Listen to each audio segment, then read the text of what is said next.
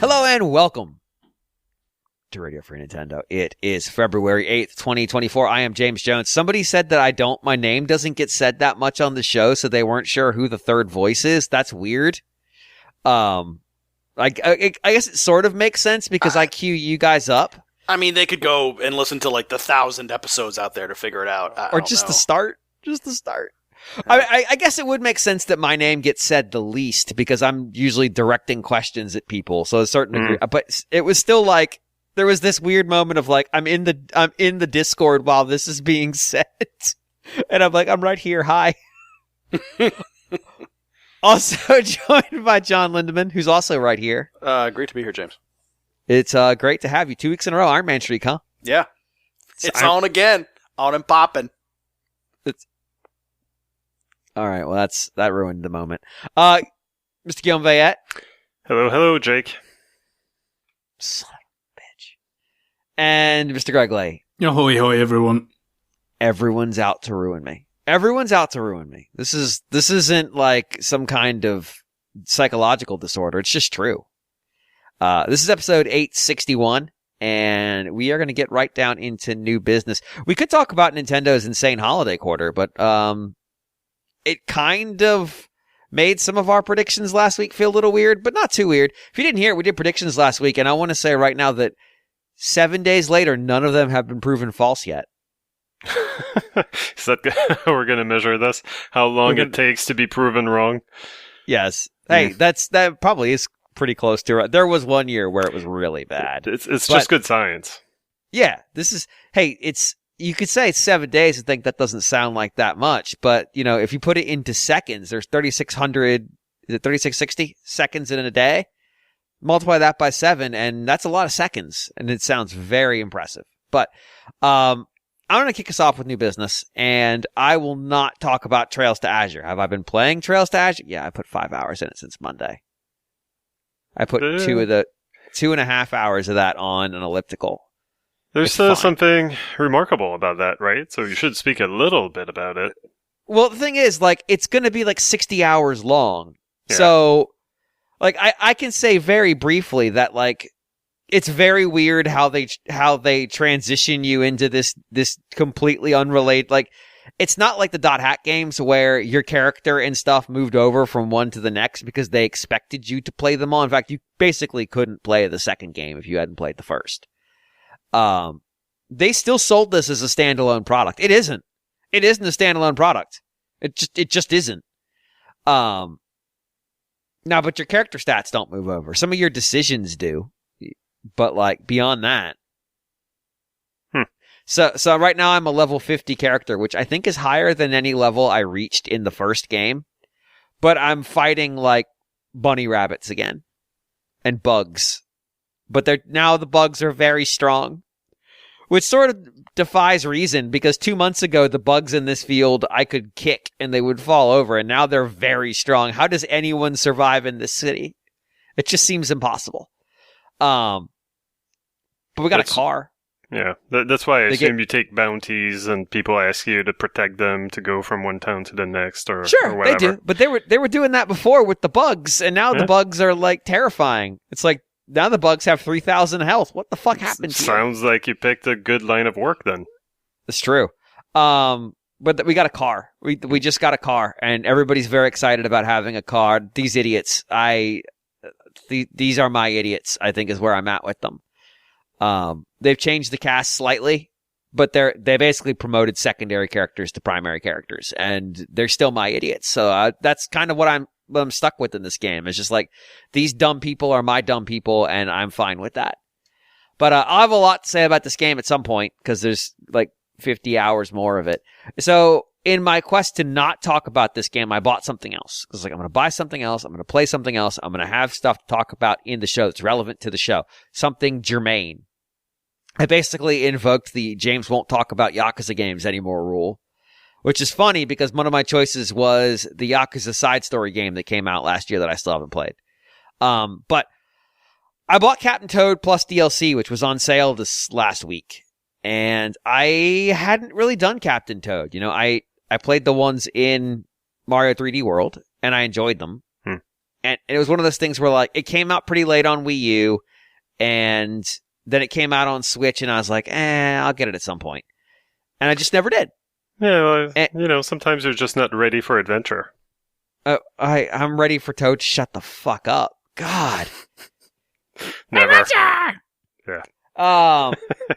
So I started playing it on Saturday, and by Sunday I had cleared the original game. The original Wii U release. I hadn't done everything because the bonus book so how the game works is there's 3 books. Book 1, book 2, book 3. And book 1 is from Toad's from Captain Toad's perspective. Book 2 is Toadette, who is not a captain. And then book 3, it alternates between the 2 of them.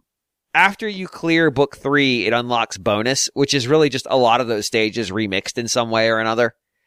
And they have really high diamond requirements to unlock some of the stages, because you can collect these bonus diamonds in the stage. So that the main objective is to get to... It's a crown in the later stuff. I don't remember what it is. Is it a star? It's a star. It's Power Star. And then those are mostly just remixes, so they're not very interesting. Or they're weird challenges. I've played most of them, but there's a couple where it's like basically you have to have all but like 2 stars, and I'm just not that interested to go hunt them all down. Like, I've got 2 of the 3 books I've completely finished. I have all of the stars. And I still don't have enough to unlock a couple things. It's like, come on, for fuck's sake. So, I have all of the shoot, I just said it. What is it? Not stars. Crowns? The jewels, the diamonds. The jewels, yeah, the diamonds, yeah. The bonus collectibles. So it's kind of a pain in the butt, to say the least.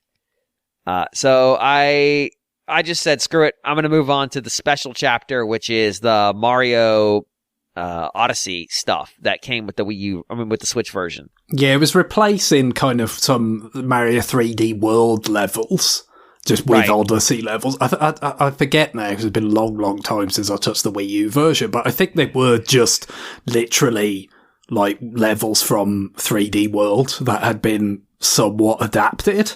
Whereas obviously like the Odyssey stuff, it's based on kingdoms from Odyssey, but it's, they are Captain Toad levels. They are the bespoke designs based on places in Odyssey. There's not a lot of them, but it's I think based on what I can recall, it is an upgrade over the levels that they replaced from. They could have said, well, they didn't have to take those out, but there wasn't much to them really. Yeah, so to your point, there's not a lot of the Odyssey ones. Like, I think I cleared them in about 40 minutes. Cleared them and basically got all the sub objectives. Like, there's some of the sub objectives where it's like, only move the platform 3 times, and I'm not interested in that. I'm not interested in pursuing that. Or don't get hit, and it's one of the boss levels, and it's like, that's actually a pain in the ass, and I don't want to deal with that right now.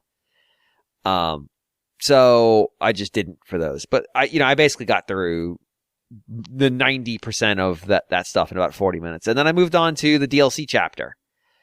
I'm gonna be honest. The DLC chapter doesn't feel like it's a big step up in difficulty, which I kind of expected it to be. It still tutorializes you. It's like I've played the game. You could just look at my save file and see I've played the game. You don't have to give me the tutorial again. It's like you can press start at any time to open the pause menu and restart. I'm like, yeah, I know. I've just cleared like 80 levels of Captain Toad. You know that. We don't have to do this. But yeah, this is a weird situation where I basically marathoned all the content, including the DLC, between Saturday or late morning and Monday evening. Like, there's a little bit of content left that I still need to finish up, but I enjoyed it, but there is a certain like sameness to some of the levels that I almost feel like they could have just had less levels and made them bigger.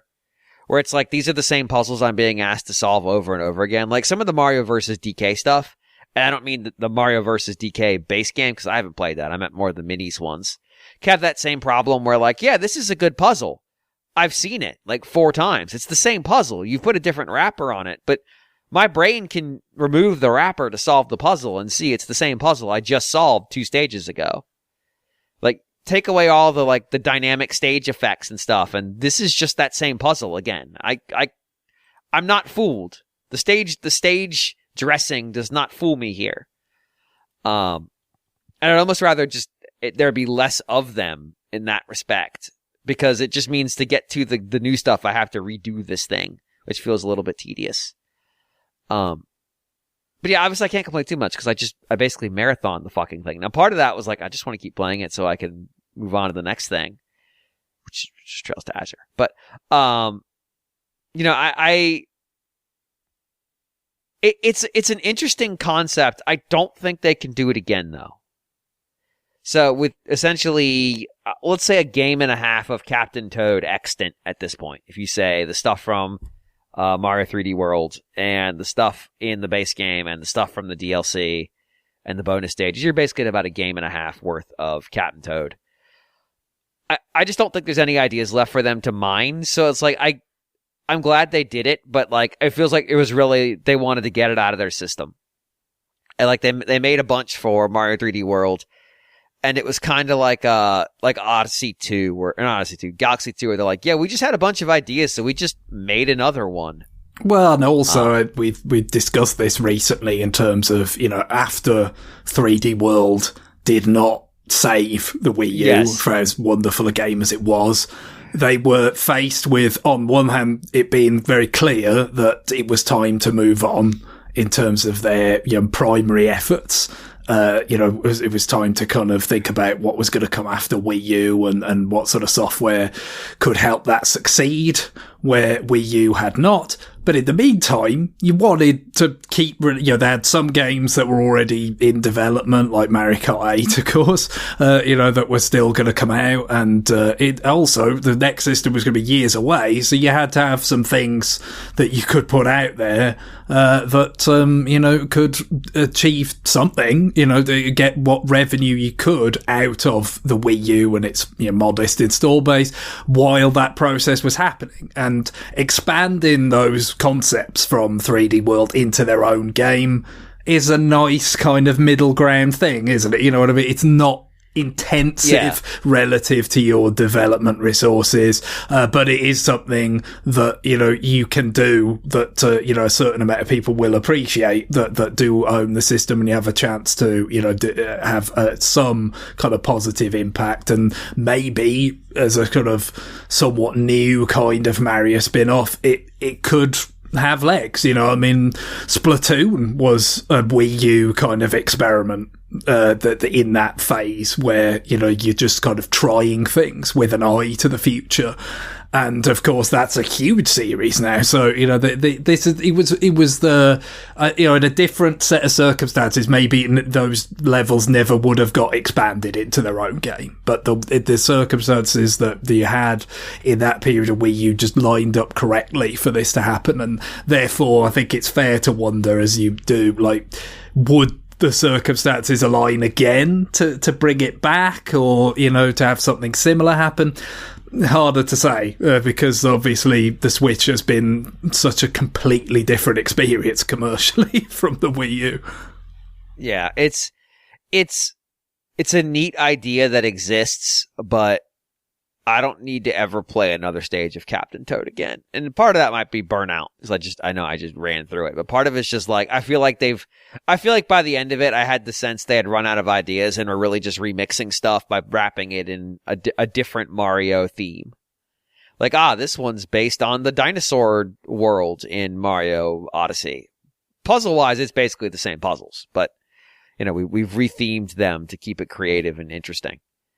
I was hoping the DLC would do a little bit more differentiation. I think obviously the primary thing about the DLC, as I recall, it was quite a while ago now, and I did not play it straight away. I played Captain Toad on Wii U for a start, and then at some point on Switch, they did a game trials for it in Japan. And so Captain Toad is short enough that I pretty much played through all of it on the game. Yeah, it's pretty short. There's an interesting choice, I have to say, for one of those. So I hadn't sort of played, but eventually when it was on sale, I did get the Switch version of the DLC. But the thing about it when it first came out is that it also kind of launched alongside an update bringing co-op to the game. So I think the DLC levels are a little bit more with co-op in mind than the base. Obviously the base game just didn't have it, but they let you. I think you can play the base game with a second player in some fashion. I've never done it, so I don't really know how it works. But the DLC levels presumably were a little bit more like, okay, this actually could kind of work more sort of. It's still fine to play in single player, obviously we both have, but a little bit more tailored to a potential co-op experience. It's like that pirate ship level, where it's quite big relative to some of the other, the regular Captain Toad levels. And it does kind of feel like, there's a sort of trade-off between like, okay, well, somebody could, that you sort of like knock a platform down or something, and then the ship like sinks a level or something. And obviously, like, when you're playing it one player, it's just like when you do that and then you walk all the way down to the seabed and then progress. But it would be quicker if it were co-op and one person's just up the top of the ship and the other person's working the bottom, and you work together and it goes faster. Like, you can see that it's actually designed around that a bit more, and that's kind of the focus there. It's still not that substantial, and of course, for me, didn't get to play it in co-op. It does feel a little bit like you're missing the point, but there's still some cute things they do with it in there. Yeah, there definitely is some element of the stages are bigger in those, and as a consequence, just moving around them kind of sucks because Toad is very slow. By design, like that's like the whole idea of Captain Toad. For those who haven't played it, is Toads are extremely restrictive in their ability to move. And so a lot of it... He's got that pack on, you see. That's the real problem, isn't it? That was why he's not like Blue Toad from 3D World or whatever, because he's got the pack on then. And Toadette also, I think, has the pack and the lamp on the head and everything. Like, they just, they use... I mean, Toadette is like the fourth character in Mario Maker 2, so it must be the pack in her case. No, that's definitely it. And they can't jump, they can't run. They really can't defend themselves except against ghosts. If they fall on something, they'll kill it. But it really is about getting around the stage without putting yourself into danger or avoiding danger or timing things right to move stuff around to get to where you need to be. And it makes the whole thing feel sometimes a little bit frustrating, but ultimately, the biggest issue is that it's just not very like it. There's not a lot of action in this game, to say the least. The boss fights do have a little bit of action to them, although I got very tired of fighting. I can't remember what the owl's name is. I think it's Wingo, isn't it? Wingo, yeah, it's Wingo. It's just Wing with an O on the end. And the thing is, like, that's appropriate because just like every other fucking Mario game, there's only 2 boss fights played over and over again. It's so... It really is like, do I need to fight Wingo again? Again? I mean, for fuck's sake, I fought him like 4 times. Let me do something else. Let me do anything else. Oh, well, here's the, I can't remember what the name of the dragon is. You could do that. I'm like, no, that doesn't count because I've done that like 4 times. Give me something different. It really feels inexcusable in a Captain Toad game that they only have 2 bosses. Like, we make fun of this in Mario 3D games all the time. It's like, this game has 2 bosses and it alternates them. Yeah, I think 3D Land just had a whole lot of Bowser, tripping the bridge stuff. But again, that was expedited to save the format that it was on. Captain Toad was a modest development because the system it was on couldn't be saved, and they didn't want to dwell too long. So in each case, it's a product of its time and it's kind of commercial circumstances. Yeah, I would have traded 10 levels per book for a 3rd boss fight which is a lot. Like, because the books have like 28 levels in them or 30 levels in them. Like, I would have knocked it down to 20 if it got me one more boss, like one more boss variant. So I only had to fight Wingo once per book, because you end up fighting Wingo like 2 to 3 times per book. And it's like, okay, that's really not fun. I don't need to do it again. So yeah, that was my biggest issue, is just like, there's a certain amount of baked in tedium in this thing where I understand they were working with a constrained palette, but either don't make me repeat the stuff and just make the game a little bit shorter, and I know they're really sensitive to that, or come up with a few more ideas so it's not so obvious when I'm basically doing the thing again, whatever the thing is, and give me a little bit more room to breathe. But yeah, like I said, I obviously enjoyed it because I played 1 million hours of it over the course of a weekend. So I guess we call them minor quibbles. I will say, if you haven't bought it, wait for it to go on sale. It does seem to go on sale 2 to 3 times a year with the DLC for less than the price of the game normally. So just keep an eye out for it. Greg. Sure. Yep.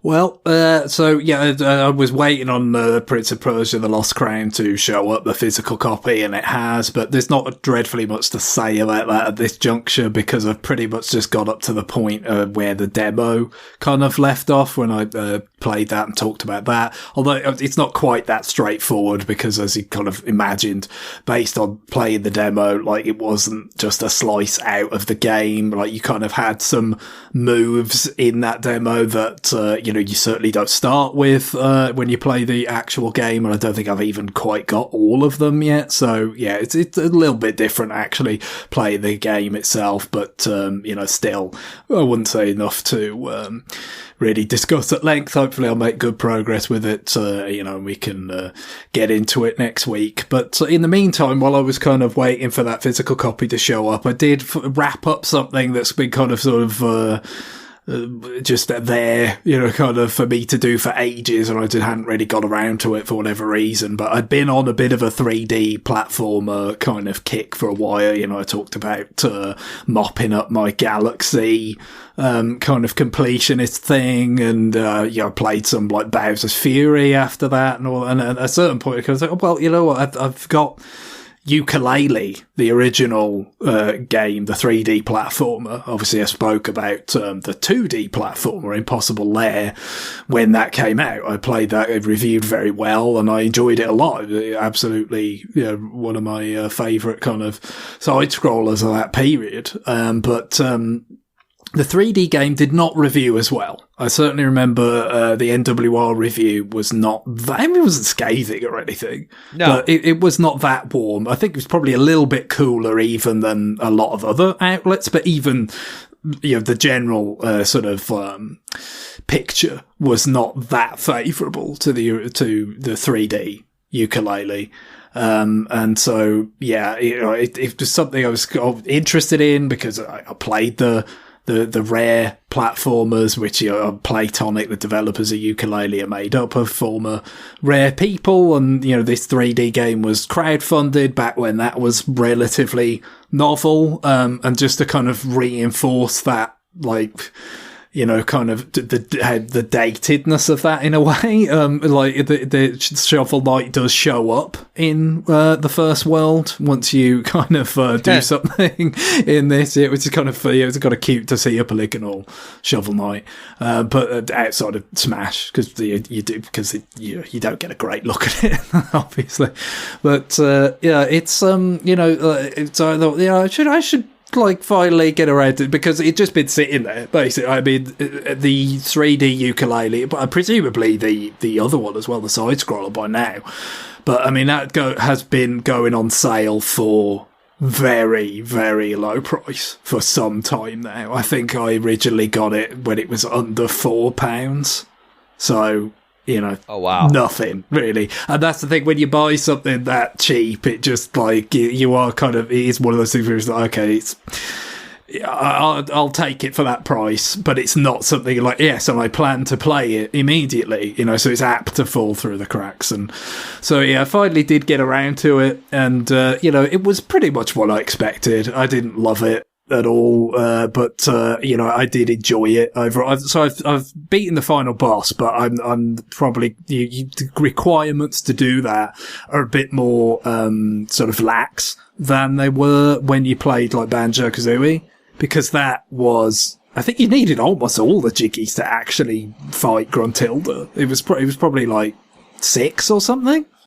You didn't need like or something. It was really, really, compared to Mario 64, it was a big, very tight. Yeah, exactly. So this was pretty lax by comparison, because I think you just needed like over 100 when there's like 140 odd. So, I've got over the 100 and fought the final boss, and it's almost exactly what you'd expect from that Gruntilda boss fight. It's quite protracted, and I think there was a little bit of added challenge. I really don't know what the hell went wrong that produced this outcome, but it's like, I went through it, and there's, as you would imagine in a game of this sort, there is all these different things to collect, right? Although you feel like they're a bit self-conscious about there being too much crap in the level to collect in DK64 and Banjo-Tooie in particular. So like it's reined in a little bit in terms of like, okay, you don't have just like, oh, here's 4 different types of egg ammo just out there, so much, or, that kind of thing. But there's loads of different things to collect, and you've got these that kind of increase your like stamina meter that you use for certain moves, and you've got these like tokens that you use to play the retro arcade games that they've got in there and all this. And virtually at the end of the game, and in each world, I've got the stamina thing, I've got the retro arcade thing, I've got the token that lets you transform into a different form, just like you did, with Banjo-Kazooie. And in each of those worlds, I didn't get the health expansion, and I can't explain it. Like, what was some weird fluke? Like, are they just deliberately harder to find, or did I just not, like, flub my way into them? I don't know. It was quite strange. So, yeah, I think, the last boss was probably a little bit trickier for me as a result, because I just had my health from the start of the game, basically. But it still wasn't too bad, it balanced out all right, and I did enjoy that. But I guess the most interesting aspect of it that's somewhat different from, because a lot of it is just like, hey, you remember Banjo? We're doing that. Like the transformation stuff, they seem very like checkboxy.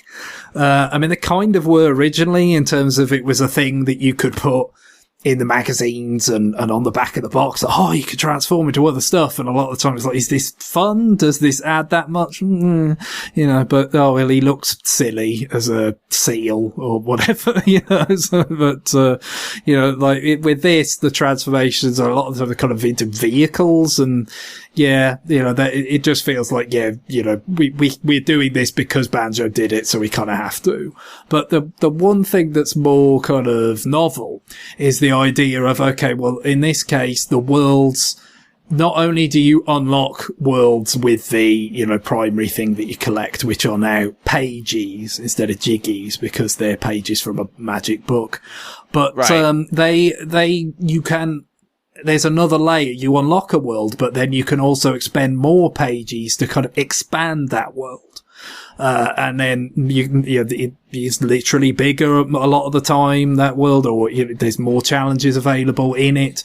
So, like, that's an interesting sort of, angle, I thought, even pre-release, because you look at it and think, I can remember, with Banjo-Tooie, thinking, like, on the one hand, it was impressive, the scale that they were achieving with some of the worlds in Banjo-Tooie, especially if you kind of go all the way back to, like, how much bigger they are than, like, Mario 64 levels. Oh yeah, like it's like wow. even the most of Banjo-Kazooie, but particularly 64. It's like, wow, we've come a long way, kind of thing. Look at these big sort of worlds that they can make now. But also, it was just kind of like it was a bit unwieldy. It was a bit like they felt like there's sometimes, especially when you kind of have found a certain amount of stuff in a level, but you're kind of mopping up for some more. It does feel a bit like, there's a lot of, sort of trudging around not actually doing what you want to do or not. So it's like, okay, well, yeah, even then, you know, and so certainly you look at the direction that the Mario series went after 64, especially after Sunshine, really. You know, it's like, okay, no, we're doing smaller, you know, planetoids, you know, 3D land, 3D worlds, you know, it went to just, you know, essentially side-scrolling scale levels, but with a third dimension, you know, so it just like they went, no, with the whole like maximalist thing, we're not doing that. And even Odyssey, when they kind of came back to that a little bit, many years later, is not that, like the levels are not crazy big, considering, you know, you don't have the limitations that, you know, they used to have when they were making 64 and Sunshine. So, you know, I thought this was an interesting compromise of like, maybe, you know, you have a level and it starts off a certain size and it's kind of like you can get your bearings with it that and not get overwhelmed. And then you expand it and, you know, you can kind of see more stuff and do more challenges. So it sounded, you know, like a pretty sensible idea. How it actually turns out in practice is mixed. It's kind of like, first of all, it just the way that it expands the different worlds is quite different in each case. For instance, like the second world, there's only 5, which, I mean, there were 9 in Banjo, I want to say. And I forget. Yeah, something like that. I think it was 9. It was fewer than you had paintings in Mario. Anyway, that's for damn sure. Maybe fewer but bigger, basically. You know, and 2E I think was quite similar. But he got 5. Okay, so it's like you would expect them to be kind of larger as a result, and just, you know, with fewer limitations with the tech. But like the first one just sort of expands. You know, it's quite impressive scale at times. Actually, you know, it goes way up into the air and all that. Like that kind of affected it the way you kind of expected. The others are a bit different. Like the second one, for instance, what it mainly did, first of all, this game is full of self-reference stuff, as you would expect. So the second world, the way it expands is you've got this sort of, this structure that has a bunch of padlocks on it preventing entries. And when you expand it, these giant ice keys, like the one that was hidden in Banjo-Kazooie as part of like that whole stop and swap thing that never really happened, they come along and open up this you know, kind of structure. And when you get in there, it's called the isometric like palace or something. So it's like, yeah, all the challenges. It's just a reference to the fact that Rare made a lot of isometric games for the Spectrum. They sure did. And you get like, you know, challenges in that. So that's what, in that world, all the stuff that's added by expanding it doesn't like expand the kind of like regular overworld that you explore at all. It just opens up this other almost like alternate mode of isometric challenges. And then, you know, like in the 5th and final world, when you go in it at first, before it's been expanded, it's just empty. There's just fuck all going on. It just feels kind of pointless. You know, even being there without having expanded it. And then, you know, you expand it and it kind of livens up quite a lot, and there's fair more challenges and stuff. So it just kind of felt like it's an interesting idea and it has some potential, but they didn't really kind of have the, I don't know, they didn't really quite have the kind of ability to pull it off, you know, to the fullest here. And so, yeah, at times the scale, you know, I think works against it a little bit because it's tough to kind of nest a bunch of, you know, compelling platform challenges within it with the nice kind of density. I think it reinforced me, and it's been quite a long time since I played Odyssey now, so I don't know whether I'd feel differently if I went back to it at all.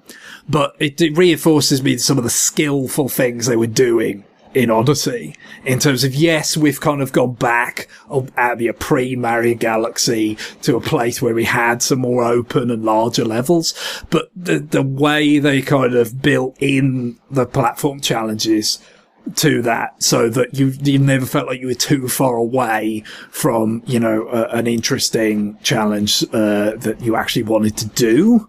It's not easy. You know, there's a real sort of skill to that, to what they were doing there, and this doesn't achieve it to the same kind of level. And there's not really surprisingly, there's a fair amount of jank going on with this, even though I'm sure it was patched, a great deal from, I think, if you go back to the coverage when it was new, like the jank was probably a great deal more severe than what I experience now. But, there's still some, the camera and stuff. So, it's, I guess it kind of probably makes it a little bit more authentic to that, 64-bit rare platform experience, but, not necessarily the best of ways. But, I'd say for all that being said that, it couldn't quite kind of, deliver. I think it's certainly not as successful as Impossible Lair is at what it did with the sort of DKC thing. Like that was, I think, a pretty damn good take on the DKC style platformer. Whereas this is, first of all, that you can probably, it's easier, I think, probably to poke holes in the 64-bit rare platforms in the first place. But, the ways in which this was trying to kind of advance the form are not as successful either, but still, I did enjoy it. It was an apt game, to play when, maybe a little bit, kind of attention is elsewhere on your podcasts or some other kind of programming or whatever, and just kind of casually go through it. And, there's things to like, definitely, like certainly the music, with Kirkhope coming back, to do that. He was really the primary force behind the banjo music, but also David Wise, who was more associated with DKC, but he comes on to provide some more tracks and stuff. So there's for somebody who played a lot of those games that those guys did the soundtracks for, it's always nice to hear their kind of signature sounds. And there's some good stuff and some solid kind of challenges going on here, and the move set I think is pretty good. And like I said, they do dial back just having that much sort of crap to collect. Like you're collecting quills in this case, very much like the notes, but other than that, it's not like too overwhelming. But also just kind of shows that I really love where they've taken 3D Mario platformers since this time, and how much value there's been in the way that Nintendo kind of advanced the genre. Yeah, I actually, when we played Banjo-Tooie a while ago now, I just remember being kind of re-shocked at how big the stages were, and then also kind of realizing like, oh, actually, Boy Sunshine should have learned some lessons from this game. Not good ones. Not good lessons. Unpositive lessons. Like, don't do this. Don't do a thing that requires fairly significant platforming to get up to a high area, and then like really intricate platforming to not fall off it, or you have to start the whole thing over again, because that actually sucks. That specifically is the harbor in Sunshine, but that comes up in Tooie quite a bit. Yeah, I think this is generally pretty good about, like, death is not really penalised much at all in this. Okay. Certainly compared to Banjo, because like with Banjo, like if you collected a bunch of stuff and then like didn't kind of bank it by coming out, didn't you just lose it if you died? I thought you kept the jiggies. Yeah, maybe it's just the note score or whatever. Yeah, it was kind of, but certainly with this, it's there really isn't terribly much penalty for death, and you just come back at like the last place that you the last kind of load that you trigger, where you come through a door or something, and so it wouldn't even be necessarily going back to the very beginning of the level, which is helpful when some of these places are bigger. So there's definitely some places where they've adapted to more contemporary kind of standards, and it benefits for that, I think. Yeah. And that's good, because if you remember the marketing they had for this originally, it was like, boy, we're going to remember all those old games we made and how it was about collecting 800,000 things? Those were the days. Like, I remember when they did their Kickstarter. Remember, this was peak Kickstarter era game. Oh, yeah. Like, they were like, collect all the things. It's like, no, I don't want to do that. It's like, no, that was never cool. It was never cool. Yeah, like I said, they specifically have like reigned at it. Like, for instance, like they've still got the same kind of concept with like the eggs, and they had the eggs of different types, but now it's kind of like little berries or stuff that you eat with Yuka, but like they're not just like strewn all over the place where you've got to keep collecting them. It's like, no, there's a specific place where this is going to be useful, and that's where the plant with the fire berries or the ice berries or the water berries, whatever, that's where they're there, and then you eat it and you're going to use them nearby because it times out. So it's not predicated on, oh well, the ammo's just everywhere and you've got to make sure you collect it. And there's similar things like with the flight mechanism that you have now. Like, there's not just, again, with Banjo, there was like the red feathers were just everywhere and you kind of had to keep topping it up. Like, it's not based on that anymore. You can basically just take flight anywhere. You don't need a launch pad. You don't need the feathers. Like, it's just based on your stamina meter, which, as I said, you expand by finding, these like battery things in the world or whatever. But no, they have actually, so I can understand why they were, trying to appeal to their most enthusiastic kind of fans from those days to open up their wallets to donate to the Kickstarter or whatever. But the actual game shows some kind of like, maybe almost just from an aesthetic point of view, like it just didn't look great. Just all these sort of, especially back then when it was just like these sprites of, different coloured bananas, different coloured feathers, different coloured eggs just strewn everywhere around these polygonal worlds. It didn't look good. Right. I think that was probably some of it, as well as the actual sort of mechanical ramifications of it. Yeah, it was littering, essentially. Cool. Greg, anything else you want to talk about? No, as I said, I'll be on to Prince of Persia next week, and that's all wrapped up. I will not be 100%ing it. I am quite sure of that. Of Yooka-Laylee, that is. I've seen the credits. I think I'm good. Or 131%ing it, or whatever the shit they did in this game. Was DK like 200? DK64 was like 200% or something? Yeah. Yes. They did that joke once and then decided it was the funniest joke in the world and just kept doing it. All right, well, on that, we're going to take a break. When we come back, we're going to do some listener mail, so stay tuned.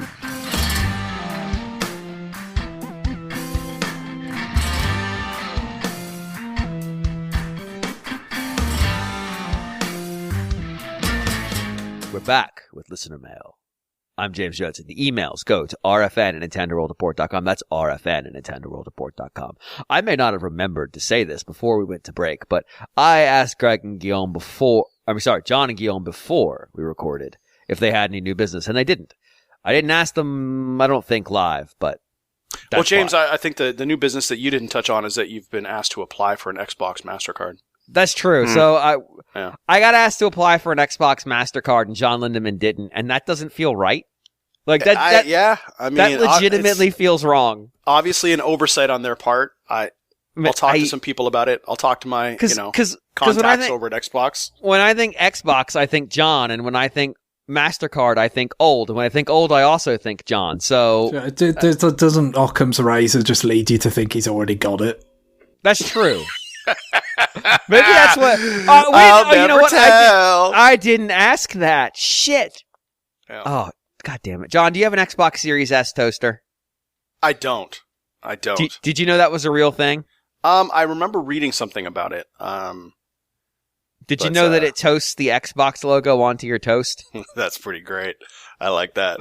Am I trying to gaslight John into buying the Xbox Series S toaster? No, because everything I'm saying is true. Am I trying to talk him into it? Yes. That's pretty cool. What if you buy the Xbox... hypothetically, that is fairly cool. What if you buy the Xbox Series S toaster with your Xbox MasterCard and get Xbox points for it? That's called an ecosystem, my friend. That's called an ecosystem. Well, I think this is actually an interesting transition point because I haven't posted the emails in the chat, which means I can change the order of the emails at my own discretion. Okay. Let's see how this turns out. So I'm going to put the first email in the chat, and I'm going to let John read it. Okay. Once I find the chat, because Skype, again, another fine Microsoft product, is just absolute garbage. It's garbage. All right, there's the first email. John, if you would please. All right, I will do the honors. It's synergistic here. Juan writes, "Greetings, gentlemen. If you were in charge, how would you turn around Microsoft's video game efforts in Japan? With the success of Pal World, I believe it's quite possible to make that effort in the near future. Historically, Microsoft killed the Japanese computers like the PC-98, the X68000, and the FM Towns with Windows 95, and, even before that, Microsoft helped develop the popular MSX standard. It seems to me that Microsoft has the advantage in the growing PC gaming market in Japan, and I can see a future where they replace Sony as the second most popular video game console manufacturer, given the increasing disdain from Sony for the Japanese market. Should Microsoft offer a service for mobile devices, sell a mobile device of their own, offer a service for Nintendo consoles, or what? What do you suggest? The history of why they failed with the original Xbox is interesting, like when they botched their chance to get Resident Evil 4 as an exclusive for the system due to bad internal communication, so I think it's time that they get their stuff together. I believe Microsoft can do it if they do it right. After all, Apple was able to handily defeat all Japanese companies, including Sony, in the smartphone market that those companies dominated for years, despite Apple not being Japanese. Thank you for your time." So, I want to talk about two things there before we really get into it. So first, this has been a very, very weird, I don't know what we said, John, about 10 days now? Yeah. Of Microsoft, news. And it sort of stretches back a little bit to the big layoffs from the Microsoft gaming division. But since then, there's been all kinds of weird half stories that have come up. So there's reports of essentially Microsoft or Xbox retail games being removed from stores. I alluded to it last week. We've seen pre-orders for some really, really super limited Xbox physical games getting canceled. We've seen displays removed from stores for physical games. The second wave of stuff is that these rumors of all these Xbox exclusives coming to other platforms. I want to say that, what game was it that was Hi-Fi Rush that got scraped and people found clothing that seemed to imply other consoles? Yep. Well, and there was also something posted somewhere that referred to Microsoft Game Pass instead of Xbox Game Pass.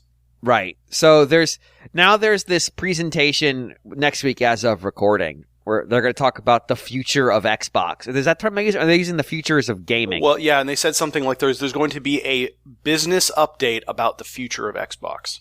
Yes. And so there's this, this has been spun all number of ways, including Xbox is going third party, which would be very weird considering they just spent billions of dollars acquiring publishers, but who knows? But Microsoft is very explicitly not tipping their hand about what this is. And I find it interesting. It's interesting for sure.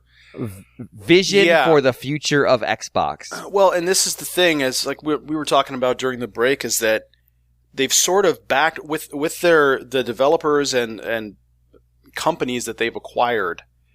It became increasingly weird that they would sit there and push a lot of this stuff into exclusivity in any way, shape, or form. Because, they bought Bethesda, which has some of the most popular games across all platforms. They bought Blizzard, Activision. They're all multi-platform publishers that, make these incredibly popular games across PC, PlayStation, Xbox, Switch, what have you. So they've gone out and bought a bunch of these publishers that have pretty much staked their claim on being multi-platform to the point where they're making so much money being multi-platform that why would you upset that apple cart and take things exclusive for a particular console? Well, and the reason I could think of, and this is the best I can come up with, is Microsoft has had this long series of trying to establish what would constitute their library, what would constitute their core franchises that make their console exclusives demand that you own the system. Because right now, you can pretty much get away with owning a PS5 and not having an Xbox and being okay. Yeah. Because there's not that many things you're going to miss out on. Yeah, and I would also say that a lot of the franchises that have historically been Xbox's most popular franchises aren't hot anymore. Like, people were talking about, Gears of War might come to PS5. Who cares? Nobody gives a shit. Who cares? Gears of War, no one's cared about Gears of War for 15 years.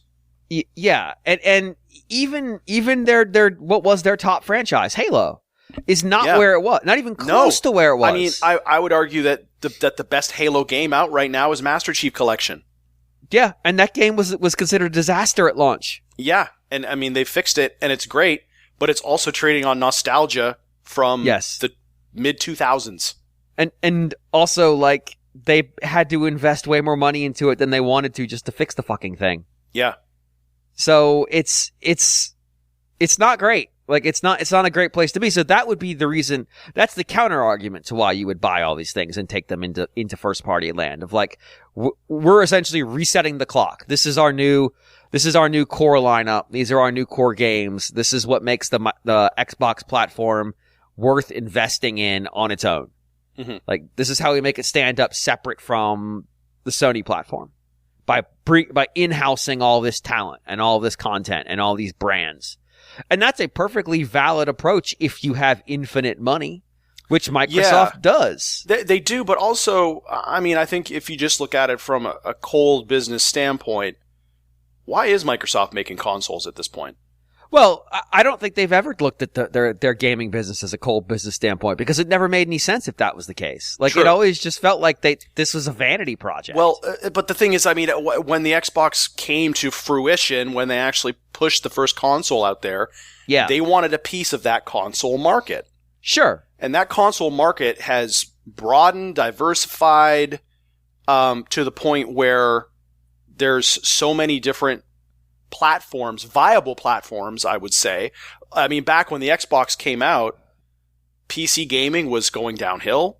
Oh, yeah. It was a pain in the ass. Yeah, I mean, things like the Steam Deck didn't exist. There's just so many more platforms that you can play games on, and Xbox themselves have said that they're more concerned with Xbox as a platform than selling consoles. So at a certain point, I feel like they've almost hit critical mass with the amount of publishers and developers that they own, where they've said, you know what, maybe we should just cut the cord here and just get rid of our console business entirely and just have Xbox be a game platform. But you're going to have to break whatever that means. Right, and you're going to have to break people's, like, aversion to having other, for lack of a better word, launchers on their PCs and stuff. Like, there's this weird pushback at any point. And so, I don't know, like, they can't be doing that if they're just going to fall into Steam, because now you're going to have to give that big fucking cut. Right. At which point, what was the point? Like, you haven't positioned yourself the brands you've acquired, you haven't positioned them to be any stronger than they were before, because they're just back where they started under new corporate leadership. So, like, what are you contributing by bringing them in-house now? Like, what was the purpose?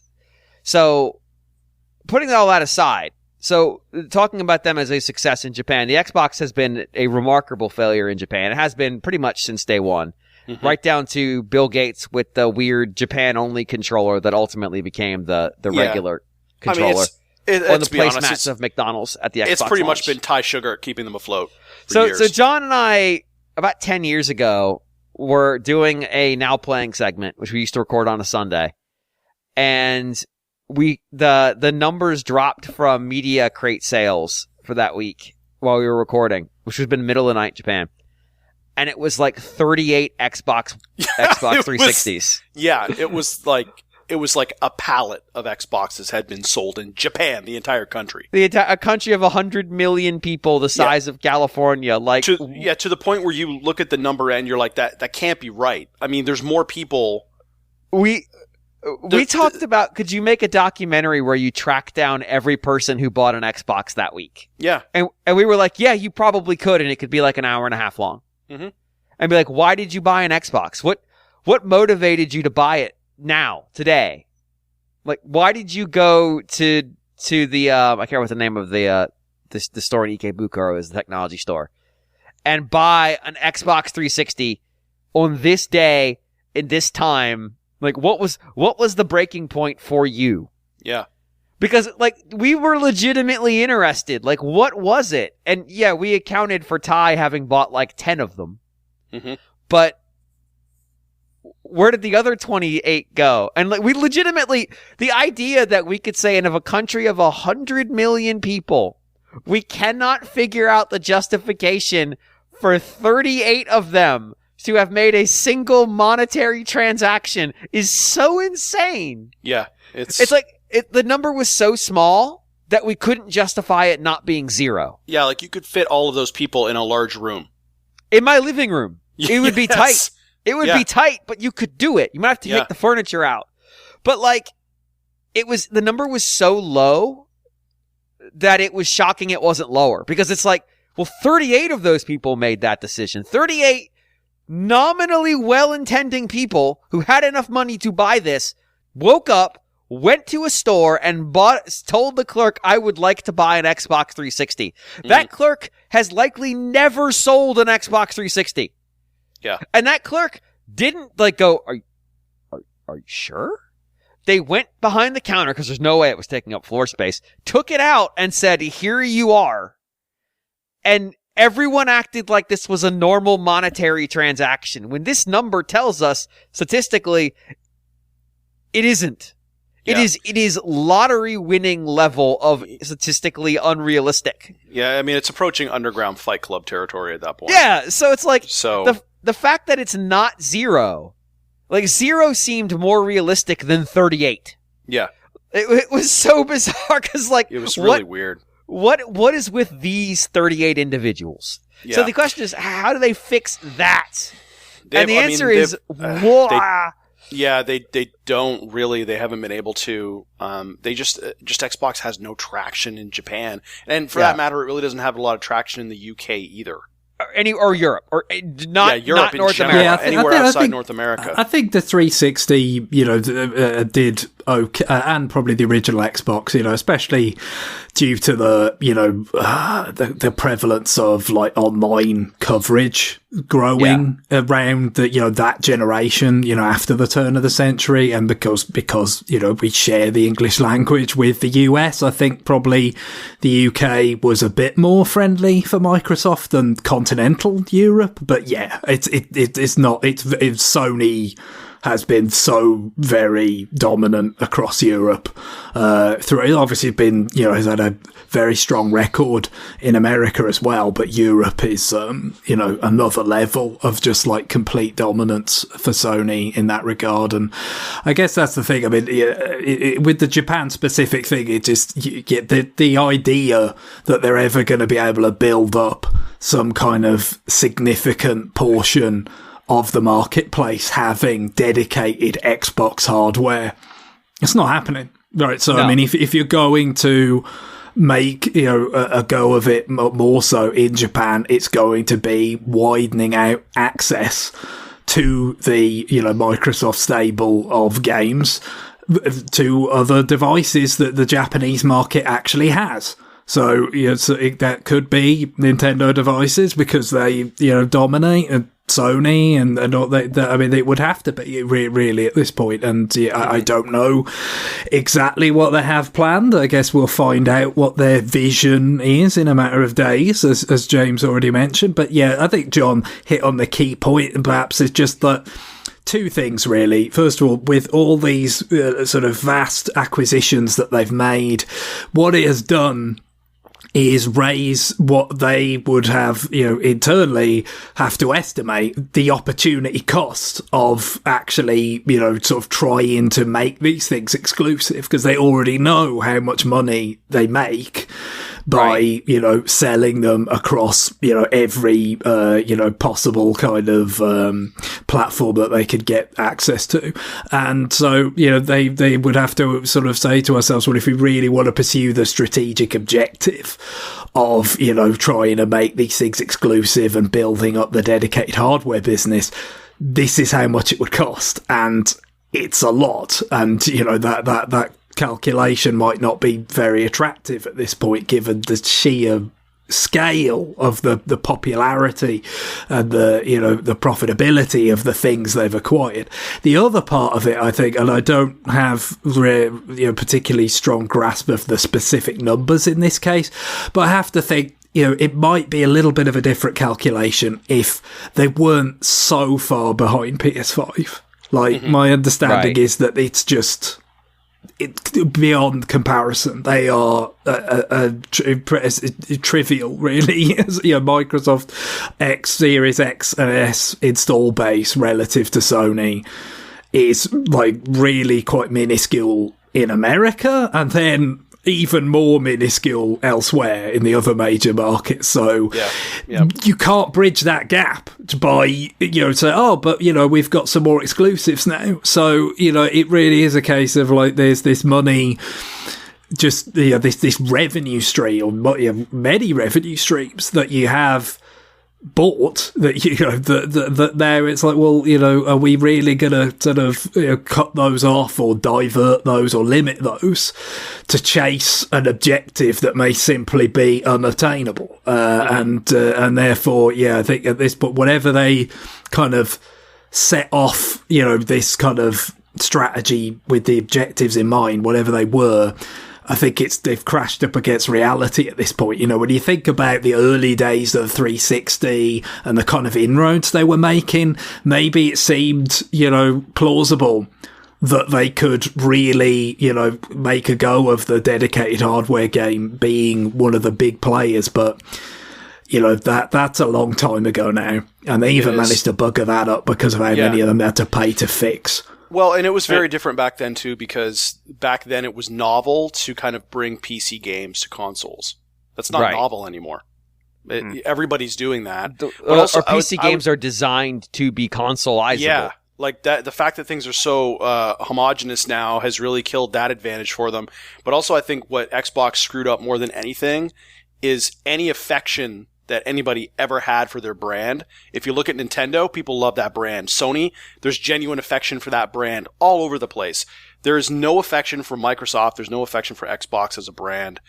They just don't. Nobody has any warm and fuzzy feeling. They're just seen as the rich kids on the block that buy everything up. But the one thing that they still can win at in that department is the games that they now own. People love those games. They don't love Xbox. They don't love Microsoft. But they still love World of Warcraft, Diablo, Skyrim, Bethesda, that kind of stuff.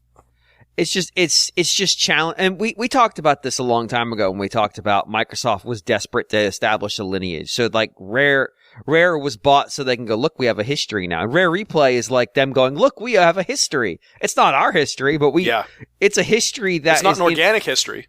Right. We've essentially rolled out we bought a history. This is the medieval equivalent of people going out and buying a family tree that wasn't theirs to prove they were nobility. This was the Microsoft version of that. They went and bought Rare to be like, look, we have a history that goes to Attic Attack, and it's like, hey, guess what? Those games fucking suck. Mm-hmm. But so we own Donkey Kong now. Yeah, well then, oh shit, we don't own Donkey Kong? Fuck. Yeah. So I do, and Guillaume that is making that joke, but John and I have a running joke about how much Microsoft was, especially in the early days of the Xbox, like the most scammable person in the world. Like you could walk in there with a demo that's one level and be like, we need $3,200 trillion to finish this game. And they'd be like, I guess that's the going rate. Here's your check. They so wanted to fit in. Yeah, and so like you ended up with them like astroturfing coverage of games like Asteric Rise of Pernathia, which then Game Informer had to come back the next month and go, yeah, we got our review copy after we did the cover story. We give it a 4. We're sorry. They issued a public editorial for doing a cover story because of how bad it was. And Microsoft just didn't fucking care. They put the money in and then like, well, we gotta pay for it now. Like we talk about this, the Xbox original exclusives are insane. If you go look at what they were publicizing as their core franchises, it's insane. You would think that I was talking about some fucking also ran console, but no, this was the number 2 or number 3 console, depending on what market you were in. Fucking Bloodwake. Yeah, but wasn't that kind of almost in line with what was happening anyway? Just the Like calling Nintendo Kitty and like, here's the mature games for today's teens. Yes and no. So every game they had, like every exclusive game they had, it felt like the Simpsons version of a game that they were parodying. Yeah, they were all Bone Storm. Yeah, so it's I like... thought you were going to say they funded Otto's idea for double guitars. That'd be pretty good. But it'd be like, hey, car combat games are good. Vigilante 8. I'm blanking on what the Sony one is. And then they're like, Twisted Metal. Like, what if it was boats? And it's like, well, that's a terrible idea because boats bounce. And they're like, Bloodwake, that's a cool name. Let's make that. It was like the Canon Films version of a good movie. And so that's just like, but it wasn't, that didn't happen once. That happened time and Blink's the Time Sweeper. Like, it just kept fucking happening to the point where it's like, oh, they're just being scammed. They're just getting scammed. Like, you can walk in with any idea in the world and they'll give you budget for it because they don't know any better. It's fucking unbelievable, man. Mm-hmm. And they just kept doing it. I mean, remember, we joked about it. They got memed into making Battletoads. And that was later. That was fucking later. And they did to kind of pivot a little bit more to the the content of the question. They did spend some time courting Japan, the Japanese market, Japanese tastes with stuff like Blue Dragon, funding that. Yeah. So Infinite Undiscovery. They did. That's right. We can't point at that title and say like that's a terrible RPG title. Like there's too much competition. That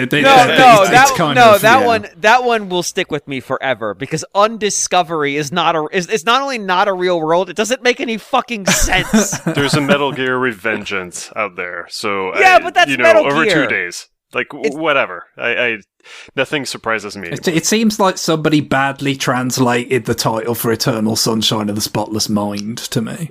There you go. Like, and the funny thing is, they've done this cycle of like, okay, we're gonna bring Japan back in this time. They're doing it again right now. Like, we're gonna get all they put out an ad for the Persona 3 remake that has one of the stars of Umbrella, whatever. I can't remember that Netflix show. And it's the worst ad I've seen for a video game in like 20 years. It's so fucking bad. But like they're like, well, we got to get in there with Atlas, man. That's the way. That's the way. And it's like, this is one of the worst ads I've seen in decades. It's just an actor who has nothing to do with this game walking through like really zoomed in images of this game. So it looks like shit. And just walking through the backgrounds of it, saying fucking nonsense lines that don't mean anything, like he's a PC-88 scrolling shooter. It's just fucking unbelievable. It's so bad. But Microsoft's like, we gotta get in with these Japanese companies. They expect us to, we gotta do the marketing deal. We gotta get in. We gotta make the deal. We gotta be there on day one. It's like, no, you don't. No, you don't. Not for this. Not for that. Don't debase yourself like this. This is terrible. But there's a little bit of this email, though, that is kind of ahistorical. So it does talk about how Microsoft came in with, this says Windows 95, and crushed all the local Japanese computer brands, and they did the same in Europe. That problem... 20 years ago. No, it was... 30 years ago. Yeah, nearly 40 years ago. So what you're really going back to is you're going back to IBM compatible with the MS-DOS standard or the PC-DOS standard, depending on if it was branded or not. Which, IBM compatible, there were 3 competing operating systems. One of them was DOS, which Microsoft controlled, and they managed to get a license together to be able to put it on other hardware. That was what killed it. And then you can roll back forward. But it wasn't because Microsoft was like some great business plan. It's because there were like 39 competing PC standards and they were regional. And it was stupid and nobody could write software because you didn't know what the fuck you were writing for. IBM killed that by saying, hey, don't write against the core operating system or the core PC functionality. Write against the operating system. That way it's maybe kind of portable software. Because before people were writing straight against the hardware. Which means you couldn't even run it on a different computer. It had to run on that specific computer, which is why you had things like the PC-88 hang around for like 9 years even though the technology was out of date, because everything was written for explicitly that configuration of hardware. So, like, Microsoft just happened to be the beneficiary of being well positioned with DOS, and then 3.1 is really built on DOS, and then 95 really leveraged the fact that they had built up this market share. Like, they obviously they made good calls, like they made the right deals to be in that position, but it wasn't because they intrinsically understood the Japanese market to crush all its local computers. It was because those computers needed to be crushed. Their existence was an anachronism, and history was going to find someone to be the crusher because there were way too many people who were standing around waiting to be the crushies. I talk about it, but like, this is one of my go-tos. I mentioned on the show a bunch of times that there was a PC that was being made exclusively in Wales that was hardware-wise almost identical to, I want to say it was one of the BBC home computers. I mean, Wales long known as a PC hotbed, by the way. Yeah. And because of just like some quirk of how the software was written, their software wasn't compatible, despite the fact the hardware was almost identical. That was the state of the PC market in the 80s. It was that fucked up. Like, so, yeah, somebody was going to be the disruptor. And so I don't know that giving Microsoft credit for that was really necessary. The MSX is more interesting because they did that with ASCII Corporation. And it was actually pretty successful. MSX wasn't just in Japan, though. It actually made the jump into Europe because it was a standard that was available. Like, the industry was dying for someone to come up with a standard. And so the idea of a standard that is available and that you can build your own hardware with, you didn't have to just buy it from the person who developed the standard. It wasn't like, I hate everyone's standards, I'm going to make the new standard, and now there are 8 standards. It was, this is something that's open and available and you can make something for it. So that is an idea that Microsoft helped pioneer. And so that might be some credit they deserve in that space. And then I will get back to that because there's some relevance here. But also they bailed out of the MSX. In part because of MSX Dinosaur Land, which is a promotion that ASCII put together that cost millions of dollars, where they set up a dinosaur world in the middle, I think it was in the middle of Harajuku, with a $1.5 million full-sized brontosaurus that roared. And Microsoft was so incensed by the completely irresponsible spending of Dinosaur Land, which like 200,000 people went to see MSX computers, they basically pulled out of the investment. So they were there, but they also left because they couldn't deal with Japan's bullshit, even back in the 80s. Yes, it was the bubble economy. Yeah, especially back in the 80s. but Japan still does this shit sometimes, and Microsoft was just not having it. And they were right. They were right to not have it. That was completely irresponsible spending. But, so how it's germane, though, is that's the one thing that Microsoft is really adroit at, is like, hey, there should be a standard here. We should make that standard. We should govern that standard. We should make sure that standard makes sense and is available and people understand how to make things for it. And so maybe that's a place they could make that standard available on other platforms. So they kind of did this with DirectX. Like, so many PC games were built on DirectX because it was a standard. And you didn't have to worry about, like, can this graphics card play it? If that graphics card supported DirectX, it would work. And, like, now that seems quaint. But, you know, in 94, 95, 96, I can't remember when DirectX first launched. That was a big deal. Like, the idea that, and the Sound Blaster is similar with sound cards. Like, the idea that, like, I could just buy this piece of software and know that my hardware is compatible with it because it checks off a couple of checkboxes. If you were in PC gaming in like the early 90s, that wasn't always the case. Like, your processor might be powerful enough. You might have the right operating system, but your graphics card just can't. Sorry. Just can't. Not the right model. But how that manifests now when standards are already more or less set, I don't know. Like, and this is kind of my gut. I just wonder, like, if Microsoft just can't.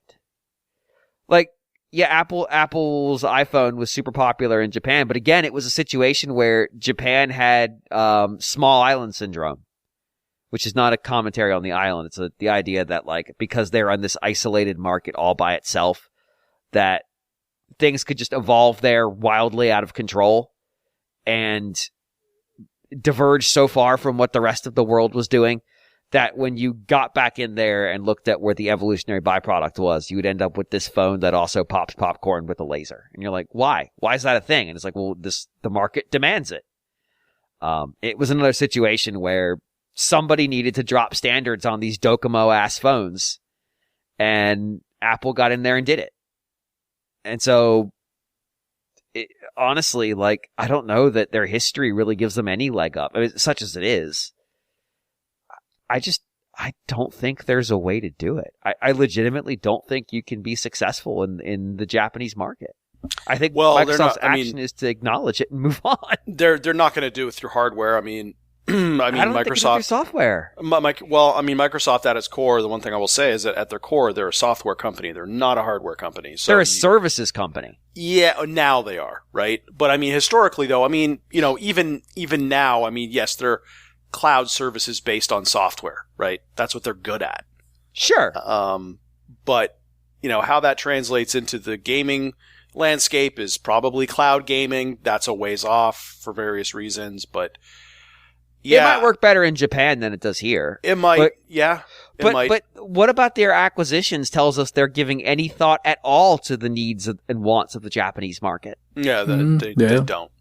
They don't. It's the 100% US based. Well, as was mentioned in the email, really, the fact that how much sort of attention does Sony even pay to it? Even though I mean they moved their company, like Sony Computer Entertainment is no longer based in Japan. It's based in Santa Monica.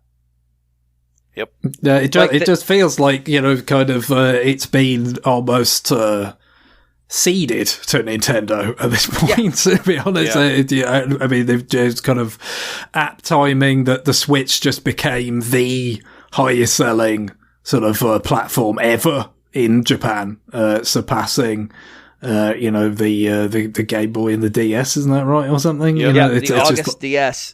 So, I mean, it is, as we mentioned a bit ago, talking about how things are different from, when they seem to tailor the Wii U for the Japanese market or whatever. It's like, they've never been this dominant. Not since, like, maybe the Famicom, Super Famicom kind of era anyway. So, that would be presumably one sort of window is making more of their stuff available on a Nintendo platform, and obviously they've already taken steps that we know about with the whole Call of Duty thing and whatnot. But as they go back to the point that was already made, how much of the stuff that they've got that they could bring to Nintendo is stuff that would be popular in Japan? That's a bit harder to see.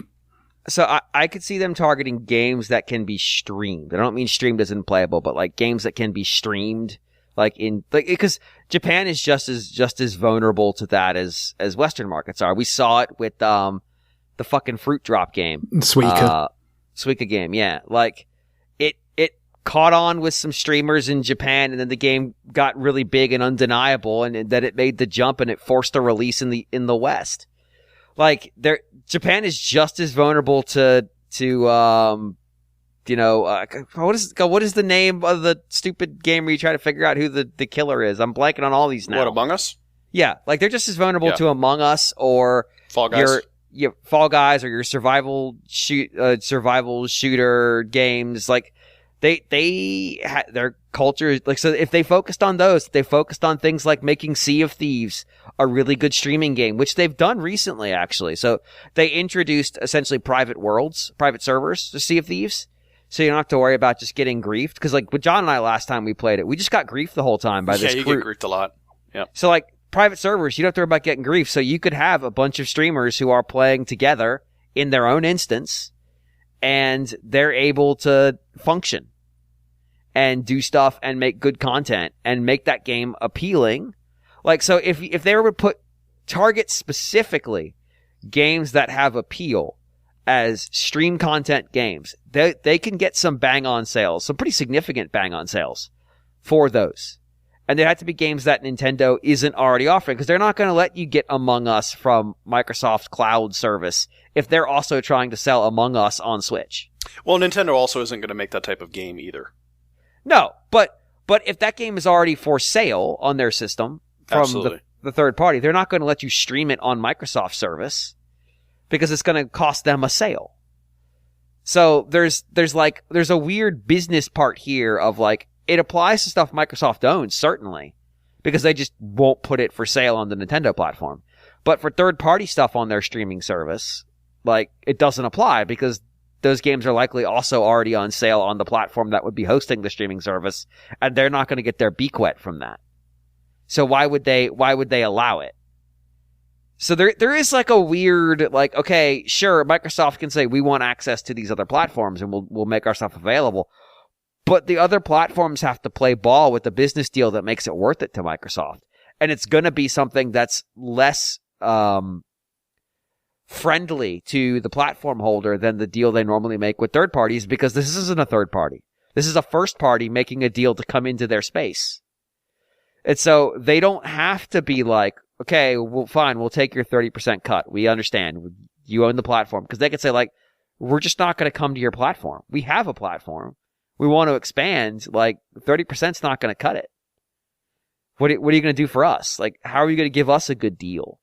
Like, they can strong arm a little bit because Microsoft doesn't need this shit. But I don't know. I just like, I can see maybe making some of their games more popular in Japan, but the Microsoft brand, I think, is unsalvageable. Yeah. Well, I don't think people are going to. Yeah, I don't think if people are ever going to care about it. Now, what they might do is, I mean, Apple did loosen the restrictions on the App Store such that the Game Pass app could be on it at this point. I think they did that. But what's on the Game Pass on Apple iPhones? Well, nothing. This goes back to the whole thing where Apple was mandating that every game that was on Game Pass would have to be a separate executable. Right? That was streaming only for that game. Whereas, you know, and I think Apple recently relaxed that, so maybe they go that route. Yeah, I think it was in a consequence of the Epic lawsuit, basically. Yeah. But like, even then, that probably doesn't help, but so much.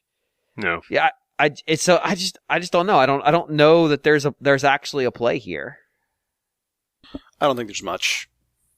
I agree. I mean, I think Japan, unless they do really focus on the PC gaming market, which seems to be growing in Japan, but even that is small. It's weird. I mean, really, it's. I find it more interesting what Sony is not doing in Japan. Anything. I mean, yeah. The fact that they've abandoned Japan, that is saying something. They paid for a Final Fantasy to be exclusive. That seems to have come and gone pretty fast. Yeah. So that almost feels like inertia. Yeah. I think that, what did I see? A tweet that, I don't know if it was correct or not, but it was like, I wonder how Square Enix feels about Final Fantasy 16 selling about as much in Japan as Pikmin 4. Yeah. Probably not good. It's gotta hurt. Probably not good. Now, I don't know how much money Sony paid them, so maybe they don't give a fuck. Yeah. But yeah, that's true. Yeah, it's funny because like you guys have been talking about Xbox for I don't know, like half an hour now, and I own one, and I don't have anything to say about it because most of the games that I've been playing on it are not Microsoft games. And every time that there's a new one that comes out, I can play it for free, quote unquote, on Game Pass, and I usually choose not to. Yeah. And I'm not saying that my tastes are aligned perfectly with the Japanese gamers, but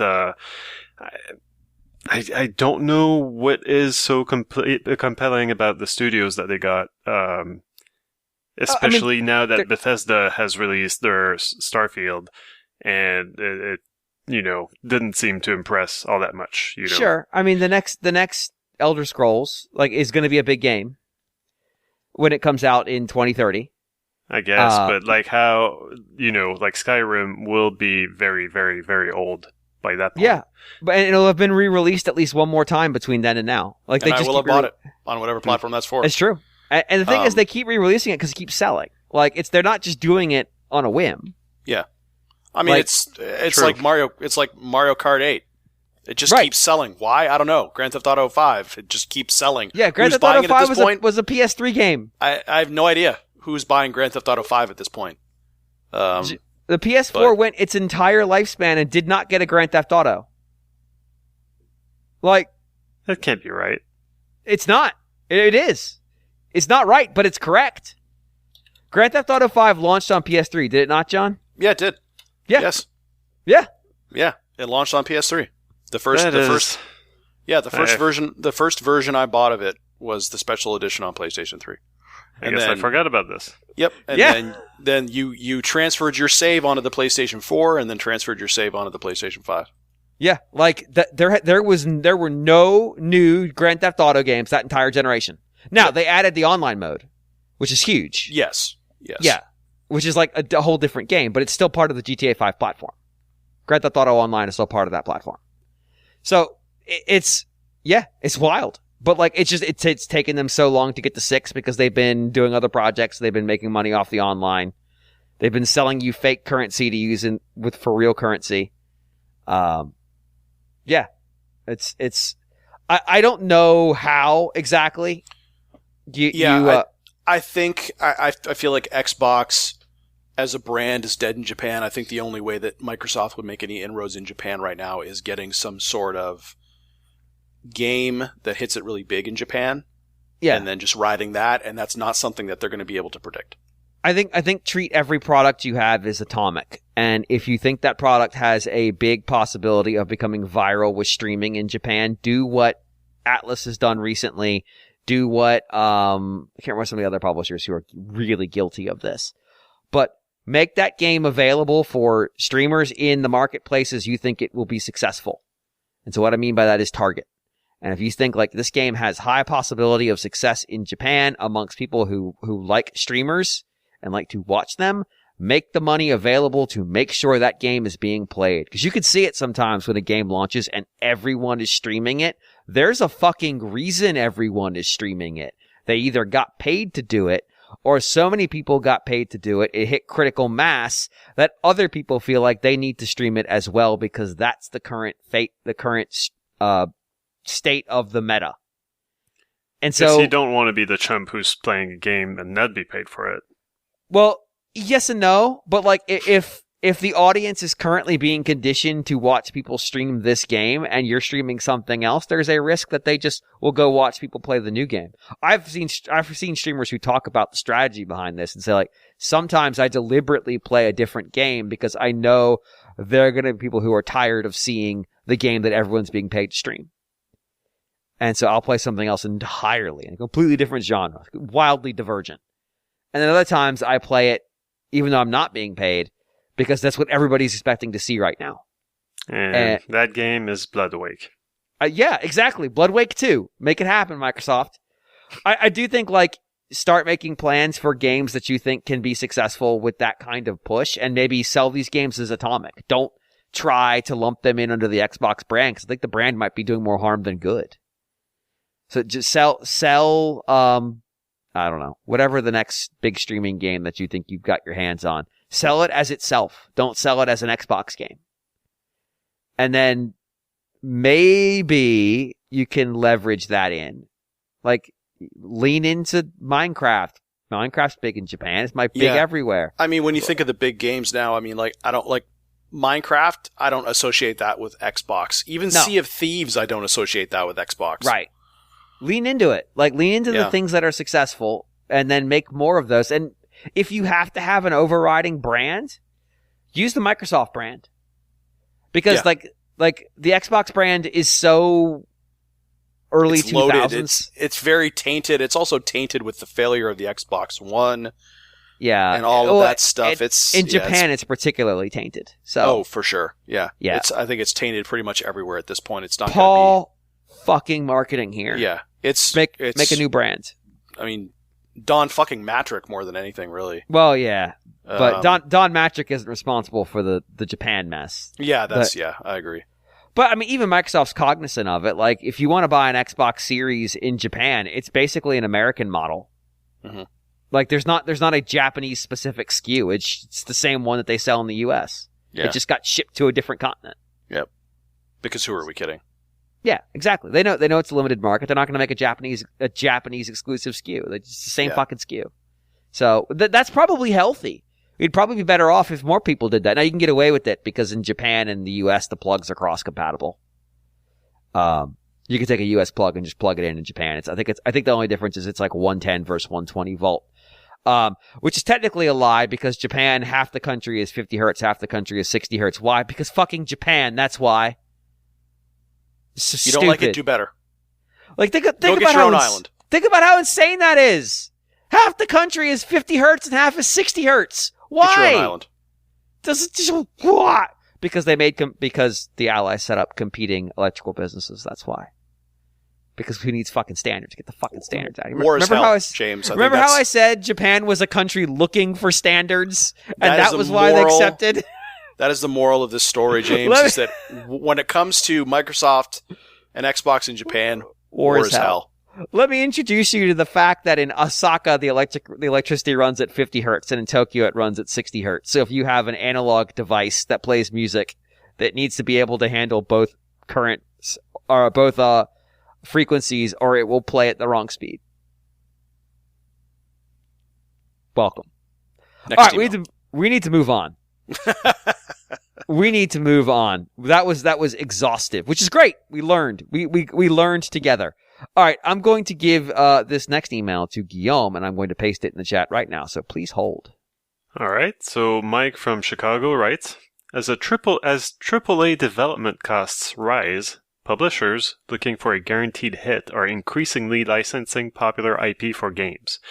Even the console manufacturers are following this trend. PlayStation with Spider-Man and Wolverine, and Xbox with Blade and Indiana Jones. Yes. I challenge the RFN crew to choose an existing popular IP from film, television, literature, whatever, for Nintendo to create a big-budget AAA game with. What genre would it be, and what team at Nintendo would be best suited to develop it? Keep in mind that the IP should have worldwide appeal, because the major motivation to do this is to tap into a large existing fan base. So before we dig into this, can I read you a quote that I think is very, very funny? Okay. If you've already heard this, don't answer the question. But if you haven't, I want you to guess who said it. I'm going to take out the proper nouns. You will see that, insert game here, is a fully fledged game.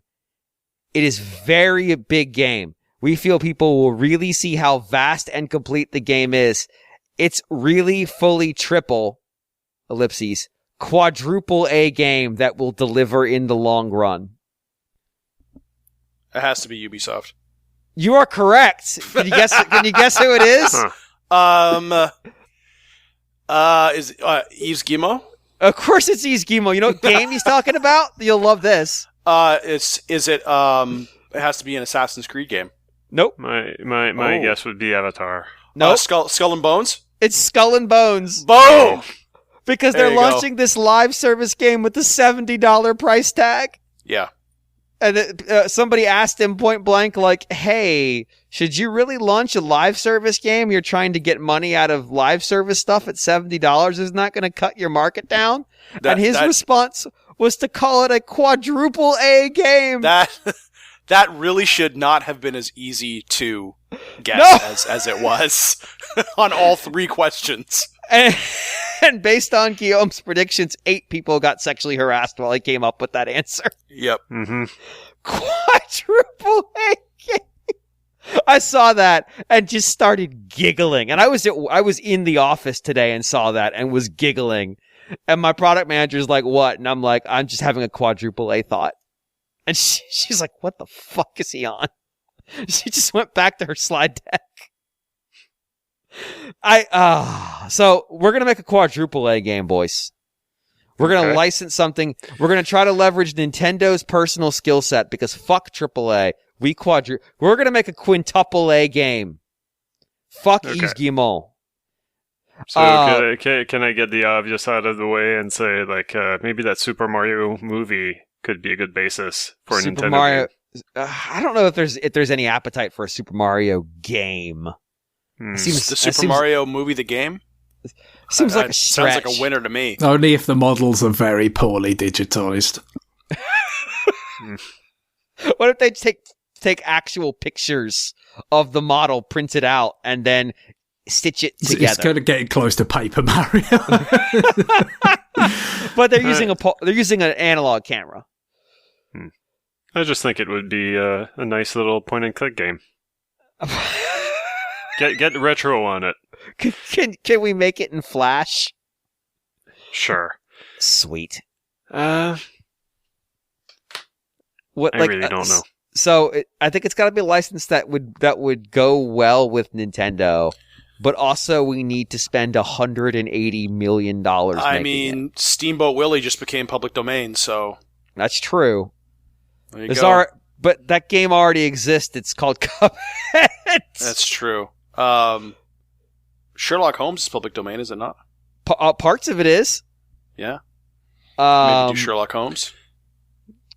What would a Nintendo-inflected Sherlock Holmes be besides Detective Pikachu? Right. Exactly. Well, don't forget we got Detective Peach now as well with the Deerstalker. That's right. And now that John put the whole like public domain thing in my head, I'm just picturing Sherlock Holmes singing Frère Jacques, or I don't know, like so whatever like public domain little tune. Like what's in Donkey Konga again? I just messed up my joke. Anyway, all of it. Whatever. Sherlock Holmes, Donkey Konga. Guillaume, with public domain songs. Material right here in front of us. I'm actually very interested in Sherlock Holmes, but it's Donkey Kong. I feel like there's definitely some room there for opportunity where he's explaining the crime, but Donkey Kong can't talk, so he's just making noises at you the whole time and like pantomiming who's responsible. And the police officers who are standing there can't figure out what the fuck he's saying, and so they just let the criminal go every time. I mean, shit. I'll come back to you. But this whole thing reminds me of like, isn't there a famous Edgar Allan Poe story about a killer gorilla? Oh, this shit about a detective gorilla, and I'm like, probably not. I wish. But what is it? Murders in the Rue Morgue? Is that? Yes. Yeah. So open world detective game with Donkey Kong as set. We're going to set it in a steampunk London because all Londons of the Victorian era also have to be steampunk for some reason. Nintendo loves steampunk. Yeah, he's the only. It's been such a great business success for them in the past. Mm-hmm. He's the only non-human, but nobody acknowledges that he's a gorilla. So there's like a weird mix of like they treat him like he's a human even though he clearly isn't. No, is it because he's been shaven, or it's just never acknowledged. I just wanted to put that picture in your head. Actually, we can have one character who acknowledges it, and everybody thinks he's insane. So they are there. He solves all the mysteries because he does know how to do it, but because he's incapable of communicating at a human level, he's never actually able to get anybody arrested, even though he solved the crime. So every chapter ends with the guy going away because he's trying to pantomime his proof that it was the person, and the police are too stupid to figure it out, and then just walks away. I feel like that's worth let's round it up to an even $400 million budget. Yeah, there's just the convergence happening here. There's some synergy with this particular IP. I think they did something video gamey with some of the movies that happened a while ago, but I don't know what came of it exactly. But obviously, the director of the Zelda movie is making before that. It's going to come out maybe this year. I forget now.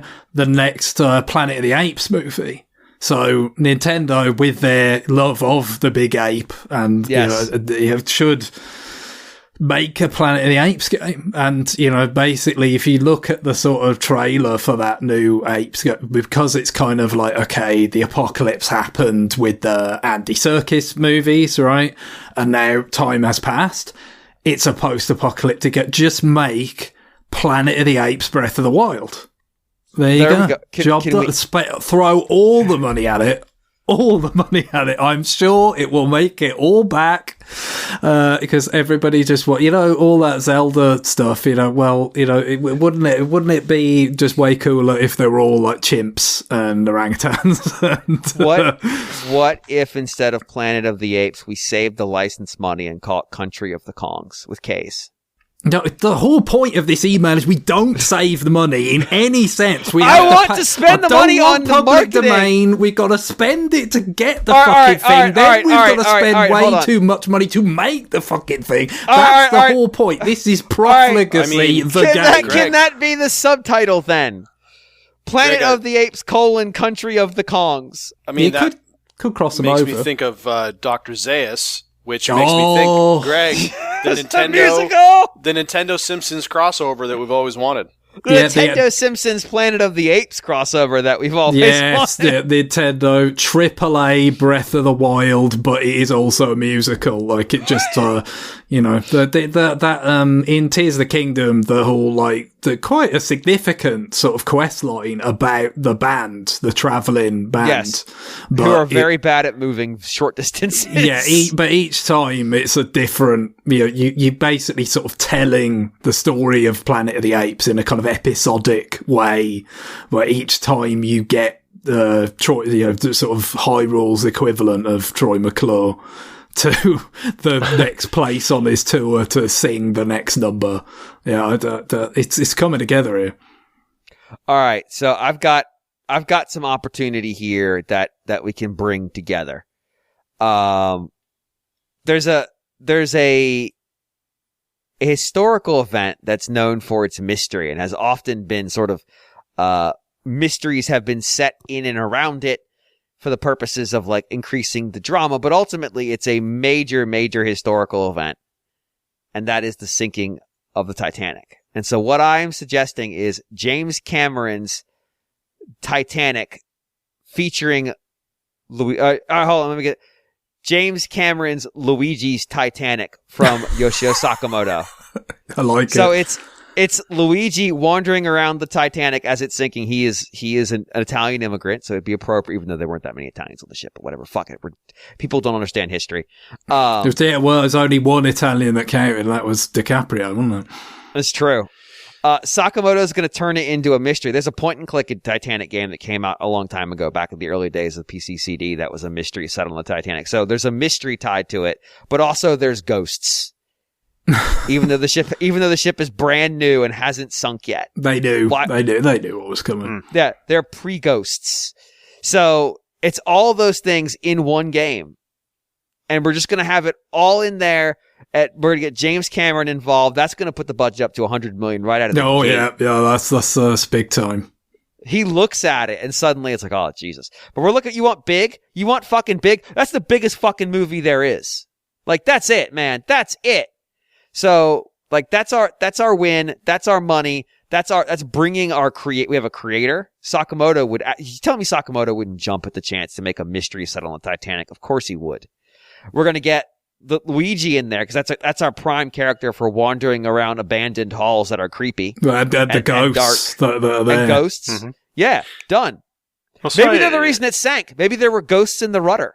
Yeah, you don't know. I don't remember John Leguizamo being in Titanic, but I feel like he should have been. Oh yes, I like it. I like somebody just CG in Leguizamo on a different piece of that clock or whatever it is. There you go. While Leo's being dropped into the ice cold water. He just got a crane in his head to the side.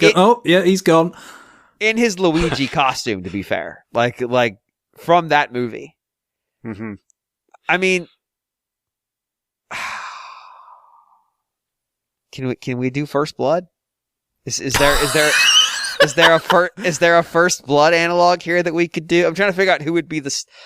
It's Link, right? Link's got to be this. The Breath of the Wild Link has gone through enough shit that he should be Rambo.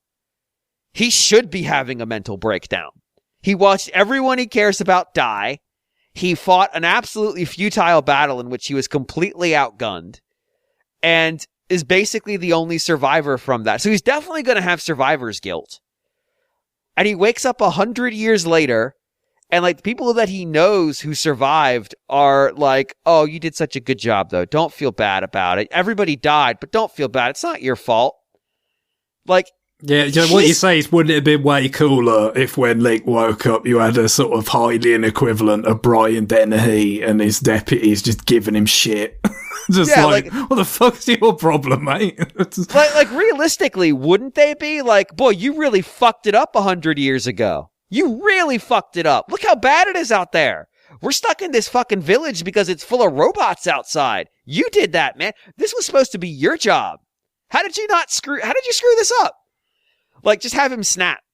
Have him snap. And then, like, Breath of the Wild is already perfectly built for most of the events. Because, like, you go to town, you can raid, and you can go hide up in the mountains and people are looking for you. All the pieces and parts are there.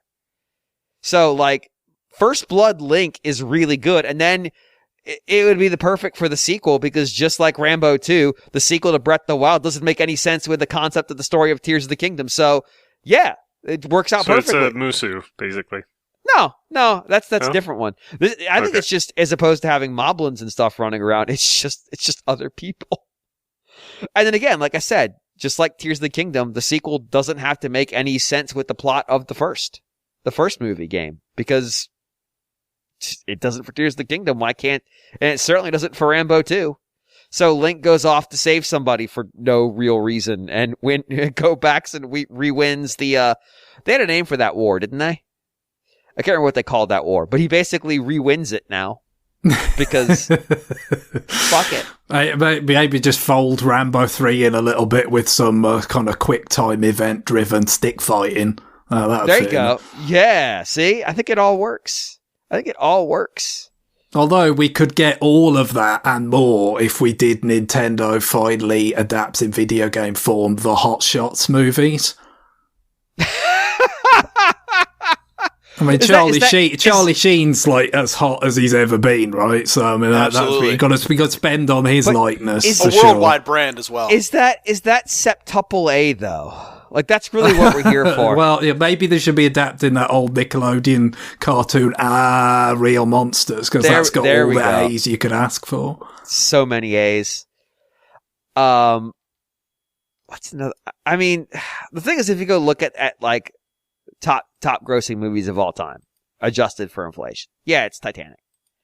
Like Titanic made $2.26 billion in 1997 money. Yeah, I assume some of that is some of the re-releases, but sure, a lot, because it is one of those films that's been re-released quite a bit. You like the original Star Wars and this, that, and the other, but it was just obscenely popular, wasn't it?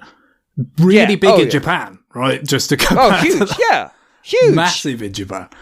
So like, I think it's there. I think that's the play. But like, I'm trying to think of what would be another brand. I mean, all right, fuck it.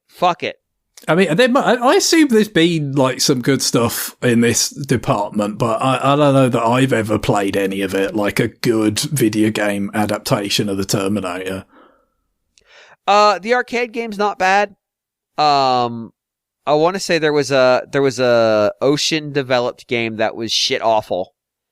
And then there was T2 was such a juggernaut. There was like 1,000,001 things T2 related. Wasn't there, yeah. I think there was one scrolling game that's good and like 9 that are bad, but they all have the same name. So like, but if your whole concept of like put Luigi and Jim Cameron juggernaut things, like definitely like Luigi as Kyle Reese or something. Like that's pretty good. Question is, if Luigi's Kyle Reese, who is Schwarzenegger from the Nintendo stable? It's Wario. I guess Wario. Yeah. That's where it just seems obvious. The scenes when is that a dead cat in there and he's doing the dialogue choice thing, like, but they're all just wah. Yeah. But it's like you can run the whole arc of he's originally bad. And he's Terminator. Oh yeah, but then in W2 or whatever. He gets to be the good guy. We get Liquid Metal Waluigi as the villain. Exactly. And like, who wouldn't want a game where you get to kill Waluigi like 9 times? Just lower him into the molten steel. Yeah. And then we never put him in anything ever again. And that's it. But when he's dying, instead of turning into all the different people that he was during the film, he's just like doing all the other stupid things that Waluigi's. Oh, now he's got a tennis racket. Now he's playing soccer as he just gradually dissolves into the steel. His Waz just become more and more pained and deformed. I'm trying to think of who could be. So, the only Bond movie I legitimately really enjoyed was Skyfall. And it made a shitload of money. Yeah, well, that was really big, yeah. Yep. So, who in the Nintendo stable that's not Link, because Link's probably the answer again, is Bond adjacent enough that we would be willing to do it? Polygonal Pierce Brosnan. They're dealing with multiple license rights.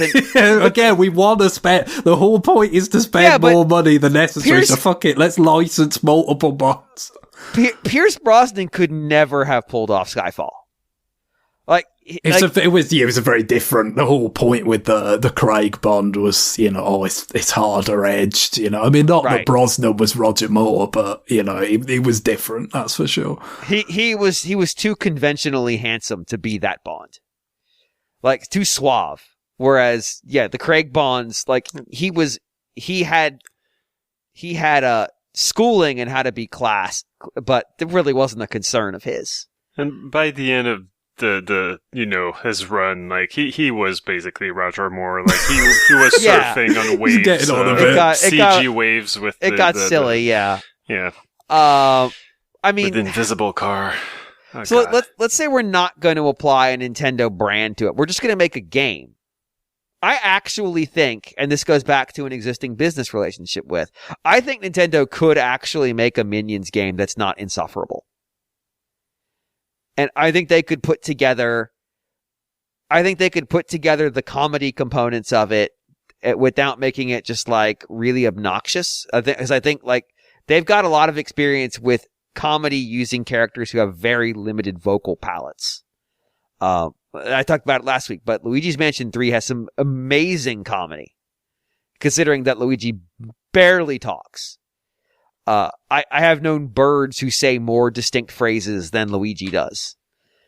And, like, they could make a good game out of those characters as well, like a action platformer where the 3 main minions have different abilities. They could actually make a really good game, because inside it's already in their verve, the kind of stuff that they make. With the business partner they already have a good relationship with, and probably sell a shitload of copies. I mean, an absolute fucking metric ton of copies, because the Minions brand is still very popular. So there's brand synergy from multiple directions. And it's actually something that Nintendo might do better writing, or Next Level or whoever, might do a better job writing the jokes than the original Minions creators do themselves, and make those characters more appealing in a way that is actually kind of nice. And also piss off Ubisoft at the same time, because fuck rabbits. There should absolutely be a boss that's just a giant white rabbit and they smack the shit out of it.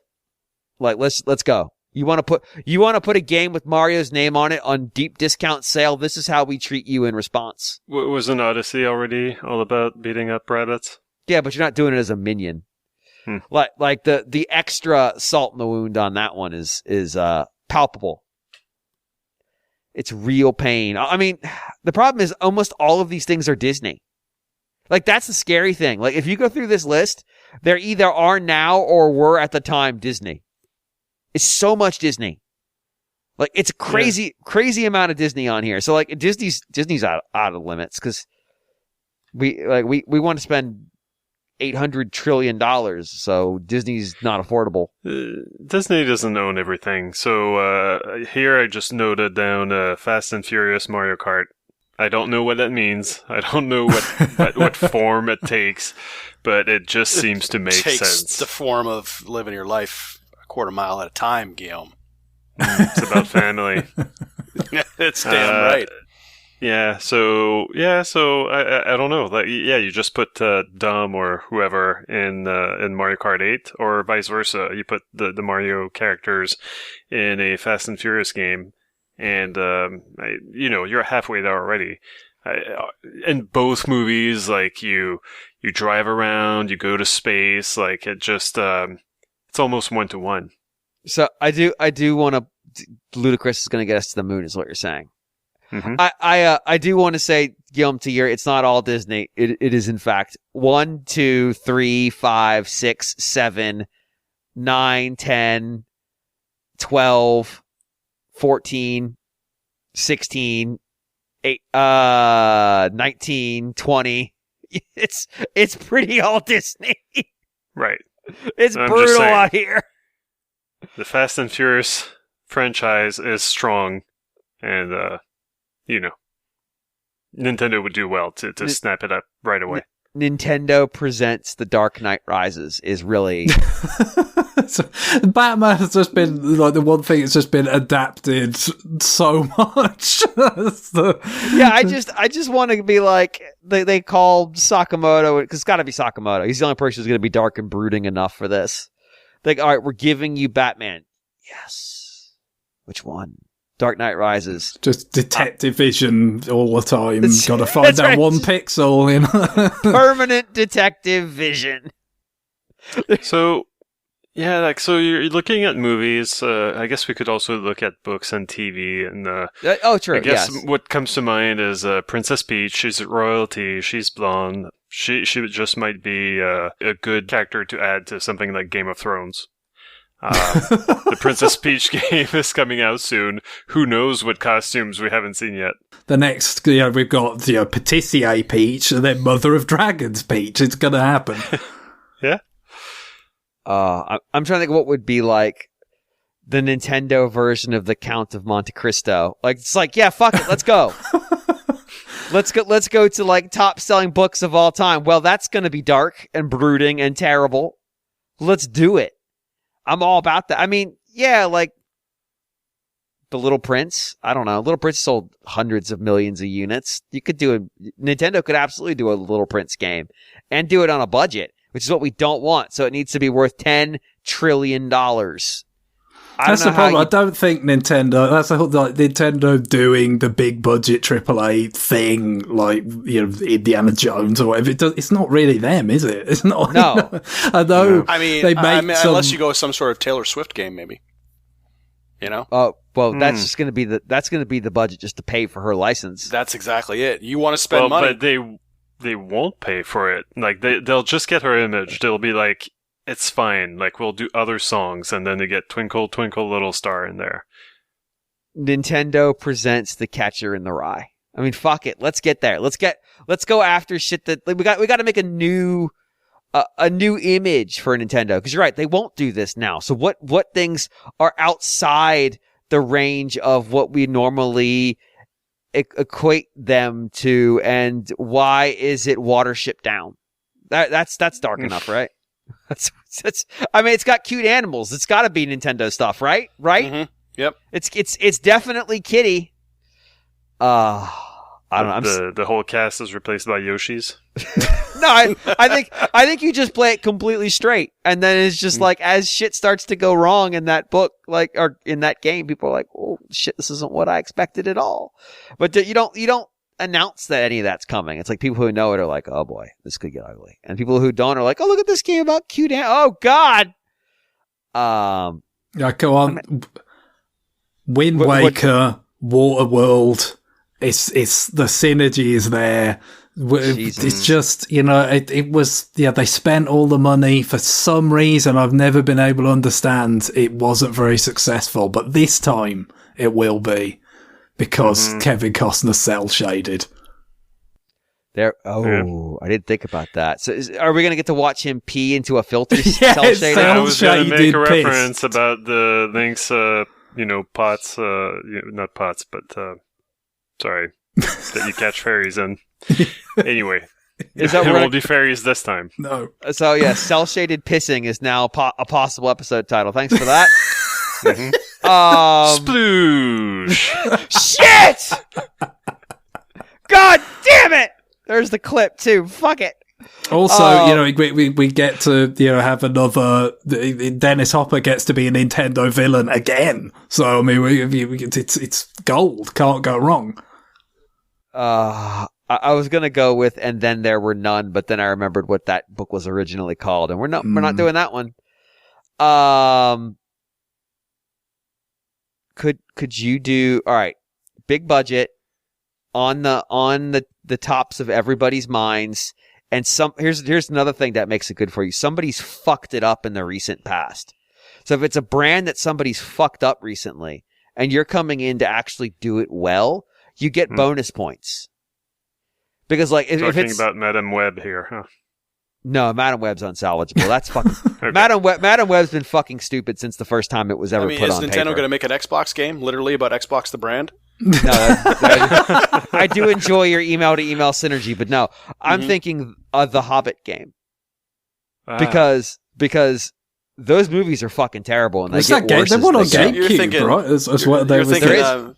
There's one on GameCube. Their riff on the Ralph Bakshi Hobbit. And maybe just do your maybe it doesn't have to be with Nintendo characters. Doesn't have to be anybody else's take. It just could be their fresh kind of. Visualization of what that world looks like. I don't know. I actually think the art style of the original publication of the books, because there's a lot of them are drawn. Some of them with art. I don't remember what the name of the artist was who did a lot of them. But although Tolkien did some of himself, but those weren't. Yeah. Those didn't tend to make the book. He had another artist involved. That art style is actually really evocative. So using that as not mimic it, but use that as your jumping off point. None of the Hobbit adaptions that exist have really tried to use that as the jumping off point. And like I said, the movies that came out are god awful. They're just, look, Peter Jackson landed in New Zealand and didn't have a script, but he had a shooting date to start, and it shows. Also, it's not really an adaptation of The Hobbit. It's trying to make The Hobbit into a prequel to the Lord of the Rings movies, which it isn't really. No. Yeah, the book of The Hobbit is very, it's its own thing. Yeah. So basically, if you were doing an adaptation of The Hobbit, for real, rather than just, those Lord of the Rings movies sure made lots of money. Can we make more money?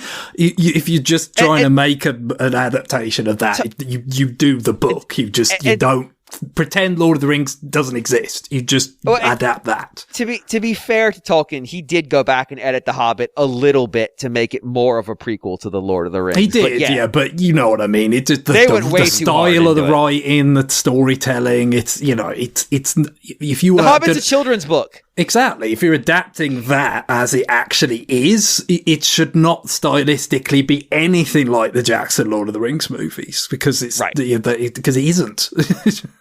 It's not meant to be brooding.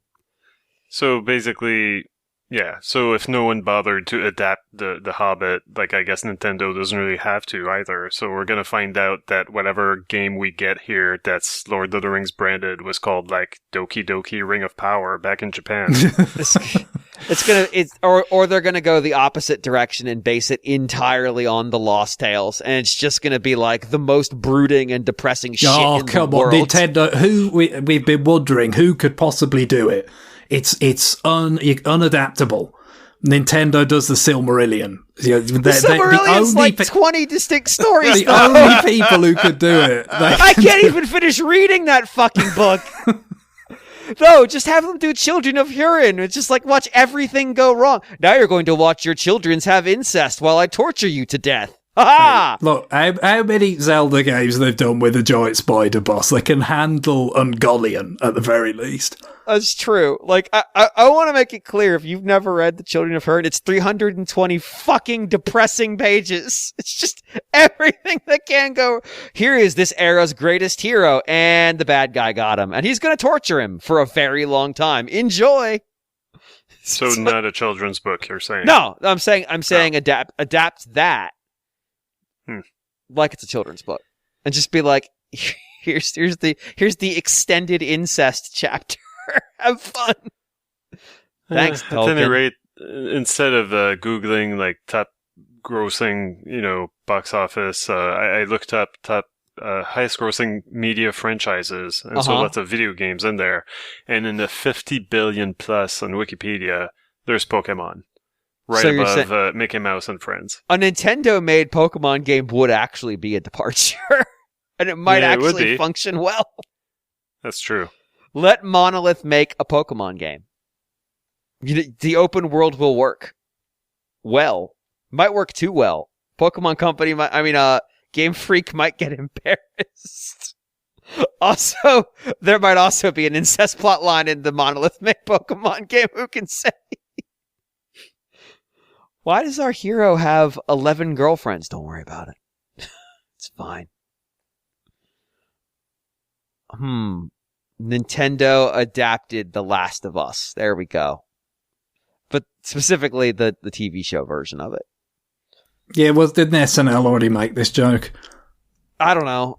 Does SNL existed for the last 20 years? I mean, they did Mario Kart. I mean, they had Pedro Pascal do Mario Kart last year. Yeah, exactly, with the Pedro Pascal. Oh, okay. Yeah, exactly. Right. Can Nintendo... I mean, we're talking about big media franchises that have been widely consumed.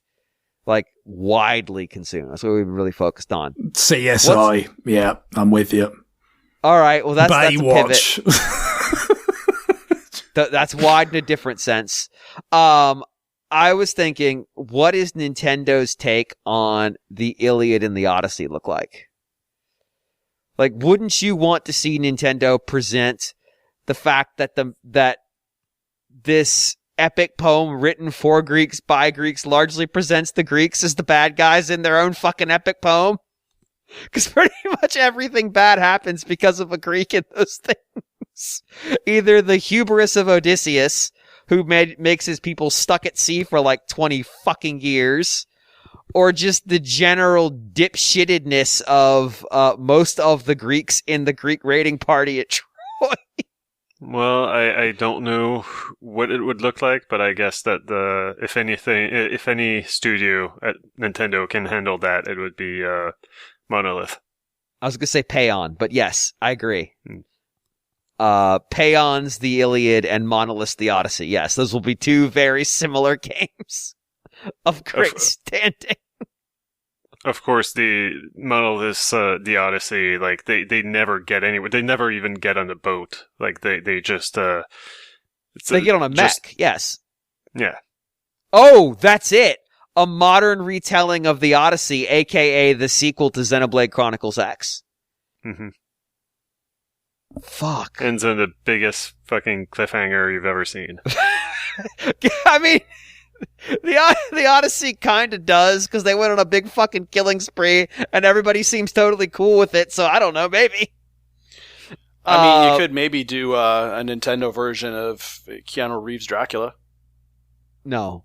That's unsalvageable. Specifically that one. I did get a lot of game adaptations, didn't it? It's just in that period where like any kind of film got a bunch of video game adaptations, whether it made any sense. Like Super Nintendo, Genesis, probably Game Boy, Sega CD, all the platforms. Yeah, and I played it like a little bit for that. Movie club that we were doing, and it was bad. I just remember like one of the main antagonists was like just some guy at a bar throwing bottles at you. Yeah, it's no good. Mm-hmm. So I'm thinking about, again, through like media through history, because we've been really focused on like the last 30-ish years. Everybody's done the first in this series. So Dune? No, well, yes, everybody has done Dune. No, everybody's done the first. I'll even give you more. The first book in the series. But I want to see Nintendo's take on Purgatorio. Like, fuck Inferno. Like, fuck that. Everybody's done Inferno. Let's do Purgatorio. I want to see long conversations with Virgil about what it means to sort of like be stuck in this limbo space forever. That's really what we need. Because then we can have like a flashback chapter where you're actually playing as like part of the Aeneid. And like there's so much opportunity here to explore the space and really just introduce a new element of culture that's largely been forgotten because the Inferno's got fire and brimstone and shit in it. Whereas the following books, are significantly less dramatic. The Divine Comedy really feels very Nintendo-esque in a lot of ways. There's nothing unsalvageable. See, I think that you could just reskin the Bayonetta games, and you could get away with that. I mean, there's a lot of Divine Comedy references in those games, I suspect. I haven't sat there and gone like, is that a reference? But I have better things to do with my life and break down the Dante references in Bayonetta. Not much better, but slightly better. And then Paradiso is boring. It's fucking boring. Beatrice guides him around heaven and he meets a bunch of people from history. I mean, granted, that's pretty much what the other two books are too, but it's less interesting. Also, it's not heliocentric. I can't remember what the name for it is. Earth, the center of the solar system. So it's very unscientific. Dante, not a good astronomer. What can I say? Is real life a media franchise? Have we hit a point where real life is a media franchise? Like, can we just have like a Nintendo presents characters from history and just treat them like they're media? Even though they're actual people who lived actual lives. I mean, I know that's what the Dynasty Warriors franchise does, but like, I'm gonna guess that Cal Ren did not have the ability to make fire come out of his hands, so maybe some literary opportunity taken here. But just like Nintendo presents actual person and then present it like it's a fictional character. I mean, Ubisoft already does it. That's true, but that's the tyrant of the Mad King George Washington. That's a different thing altogether. I don't want assassins. I want this to be like an actual presentation of the character in a very serious way, but then not acknowledge at any moment that this is a real person we're doing. Just like constantly treat it like fiction. So not Codename Steam is what he's saying. Not Codename Steam, no. Like they do one on, I'm trying to think of who would be a good historical character to do one for. I don't know. They could do one on, let's say, Otto the Great. But then at the end, just be like, from the Otto the Great franchise. It's like, no, he's a fucking person. He was born in like 894. What are you talking about, franchise? They didn't even have a word for that back then. I just totally lean into it. Just fucking, just go. And just not like historical figures that everybody knows. Like fucking weird ones. Like, I don't know, who was the king of the Netherlands during World War I? Do that. Like, fucking, why? But just treat them like movie characters. Are you being inspired by that thing that goes viral like every few years on social media, like that Mario themed quiz card game thing? No, where like you can see Luigi and Mario on both sides of the American Civil War. Yeah, or there's like 9 Hitler questions in that thing for some reason. Yeah, I'm not there. That's not where I'm at. I'm just thinking about like the idea of doing biography video games of characters, but then treating them like they're fictitious and not real. It's really fucked up. All right, we need to end. This is a show we've recorded. Emails go to rfn@nintendoworldreport.com. That's rfn@nintendoworldreport.com. rfn@nintendoworldreport.com. Send us your recommendations for what media franchise, real or imagined, that Nintendo's fine hands could craft into a video game experience worthy of the octuple A badge. So, on that, Greg, it's time for us to get some musical interludes to end the night. What would you recommend? Well, yeah, I've been playing Yooka-Laylee, as I already mentioned. It's got, some of the classic Rare composers back, so I thought I'd pick something out from that, especially because it did occur to me playing it how much later, I was playing it versus, when it was coming out, because, it was one of the first requests we actually honored was for like a pre-release, music track, when the game hadn't even come out yet, so it hadn't come out on a Nintendo Nintendo platform at that time. That was, ages ago, back in like 2015 or whatever. So yeah, it's been a while, but I think that was a David Wise track back then, and I'm quite the Jungle Challenge one. I'm really quite sure that this is. So there's in each world there's a minecart stage, and basically they kind of have the melody set and then remix it for each sort of motif of the world, and they're all pretty good, but my favourite was the one for the third world, which is, I believe, Moody Maze Marsh. So yes, the alliteration is strong with all these names, as you would imagine. But yeah, it's just, I think, if you're familiar with David Wise's stuff, especially because it's probably composed not that long after he would have worked on Tropical Freeze, it is going to make you think of that. And that's no bad thing at all, because it's really kind of energetic and great to listen to. All right. Well, on that, it is time for us to go. Bye, everybody. Bye. Later. Bye-bye.